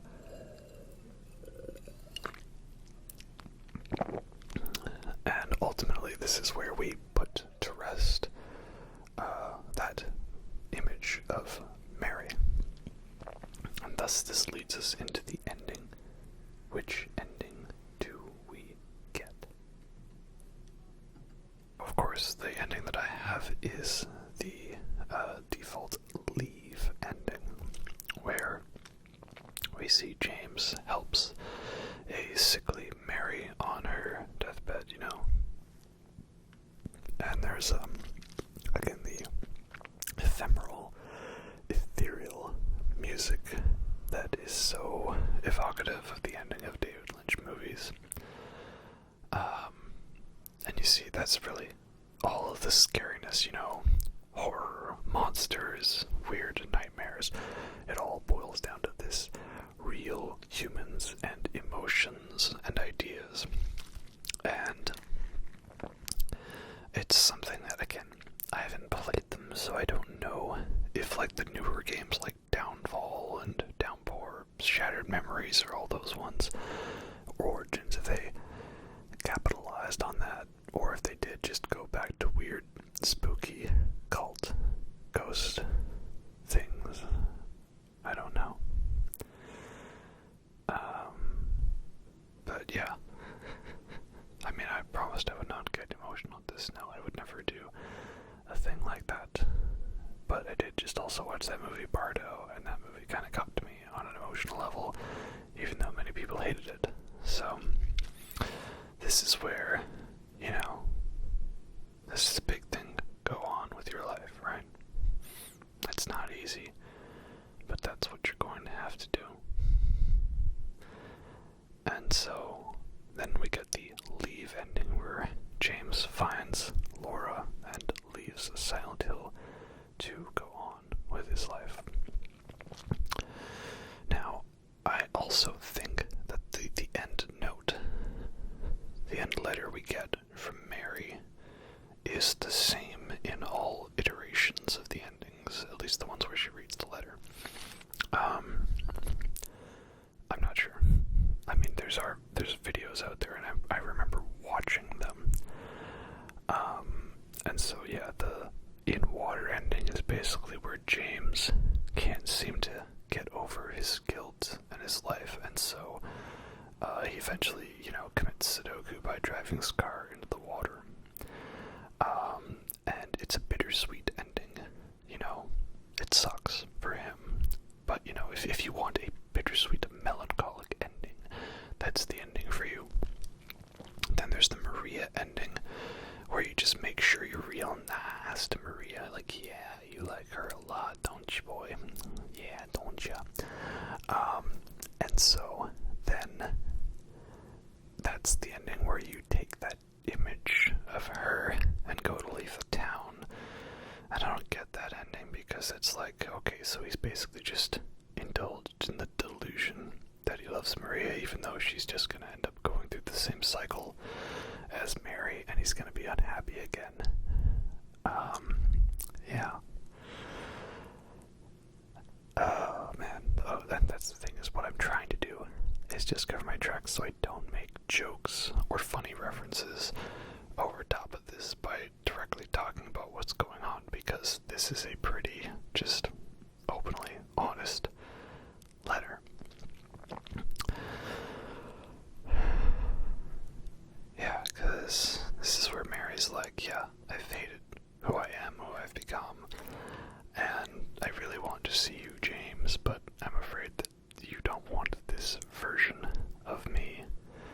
So, this is me trying to tell you that, like, I know that I've been a burden on you, but I don't want you to resent me. I want you to go on and be the best version of yourself possible. Right? Yeah. Yeah, this is what it's all about, right?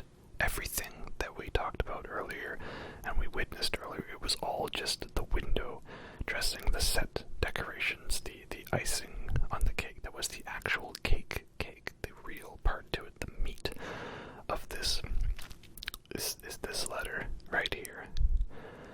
And yeah, I heard people always talking about, oh yeah, the letter that she reads at the end totally breaks my heart. And I'm like, okay, yeah, we'll see about that, right? Like, how is some random letter from a dead person going to break my heart? What's it going to be? I'm like, oh, well, it's stuff like this, and this letter with this presentation. Alright, yeah, that'll do it. That'll get me in the feels. I mean, it's not the most feels I've had in a video game. I can think of a few more. Mass Effect in some moments. Shadow of the Colossus. Nier Automata probably got me the most in the feels with the ending E sequence. But no, this one's up there. Yeah. So I already did my top 5 favorite video games of all time. You can go watch that video if you'd like.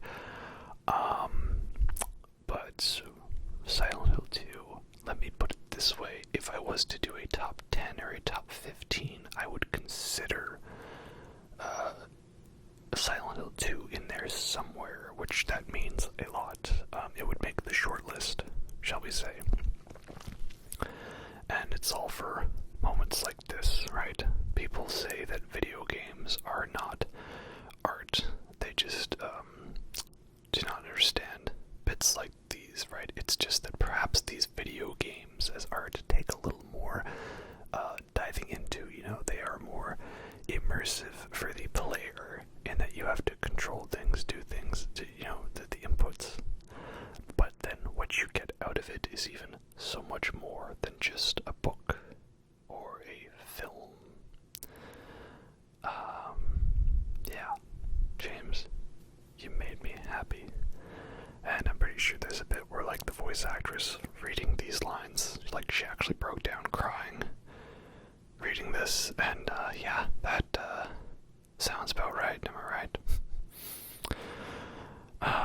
And I gotta love the presentation. It's just like, no, you're gonna sit down and you're gonna have to listen to this whole thing, nothing else going on, to make sure you have your full attention. And again, it's the part where if you're streaming it for people who are trying to do a let's play and overreact stuff for the thumbnail, that's not the segment for you, nor is this the game for you? So, alright, that was it. That was Silent Hill 2. Really glad to have finally gotten around to playing it. I hope my emulator footage was half decent. Again, I can't help feeling that when I recorded it, it has a green tinge, like it's the Matrix or something. And I don't really know if all of the film grainy, antioscopic filtering was supposed to be there. But it worked for me. I enjoyed that look when playing it, so now you get to watch that back. Yeah, great game. So, alright, Team Bloober team, don't screw it up, right? Good luck. We will see. I mean, I'm definitely a little more interested in the remake based on the fact that now I actually have an opinion on the original. But, yeah, we'll see.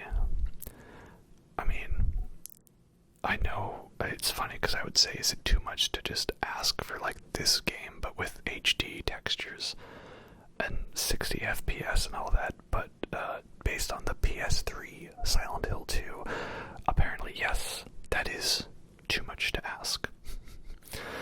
So we shall see. And what a fun way to end the game, you know, just some classic rock sounding bits and guitar leads, right? Always loved these bits, right? Like you get, how do I say it? This probably makes more sense to me in my mind than it's actually coming out, but something about these songs and the Japanese games, and it's just like a melancholic rock song, because we've just got the basic rock instruments, guitar, bass, drums, and they've got a nice sort of a reverby, delayed, overdriven guitar to them, you know. I don't know, it's a nice vibe. I like it. And that combined with just like the no audio images going on in the credits, it's a vibe, and gives me same vibes like how they did the intro to the game with the little videos that played. And that's the thing, can we bring that back in video games? I miss when you had it where if you didn't touch the game menu for a bit, like it came up with a little video. Like sometimes it was a trailer, or sometimes it was a little special thing. Like I miss those, right? Like the Dead Space one where it played the Twinkle Twinkle Little Star. That the Dead Space remake better still have that as a thing, right? And yeah, Silent Hill 2's got a pretty cool one, right? It starts off with the bit from Mary, like, James, are you confusing me with someone else? Yeah, bring that back. I go play new video games and I sit around in the menu waiting for that, and then it doesn't, and I've just wasted my time. Akira Yamaoka. Yeah, Akira Yamaoka. He's the guy to credit for all the great sounds and stuff. Great sounding game, that's for sure. Anyway, I guess we should wrap it all up so I'm not too rushed in the first little bits. I know this is probably a little odd video as there's not much for boss fights, and I probably just got talking about nightmare logic and metaphors and David Lynch references, but that's just how it is with this game. Am I right? So it was real fun. I really enjoyed it. Again, I don't know if there's other Silent Hill games that are worth checking out as good as this one. Maybe 3, maybe 4, maybe 1. But yeah, maybe we'll see how that remake goes. I am definitely erring on the side of caution when it comes to that. Yeah. And then, of course, we can't forget, coming up will be my end of the game stats. How well did I do playing on normal difficulty with normal rituals? 9 stars, apparently. Not bad. And 7.5 hours. Pretty good. When I wasn't, looking up the puzzles in a walkthrough. And I really only killed 53 enemies. That sounds very off. But such is the nature of the game. I guess we'll leave it at that. Anyway, hope you'll enjoy that. And I'll catch you next time.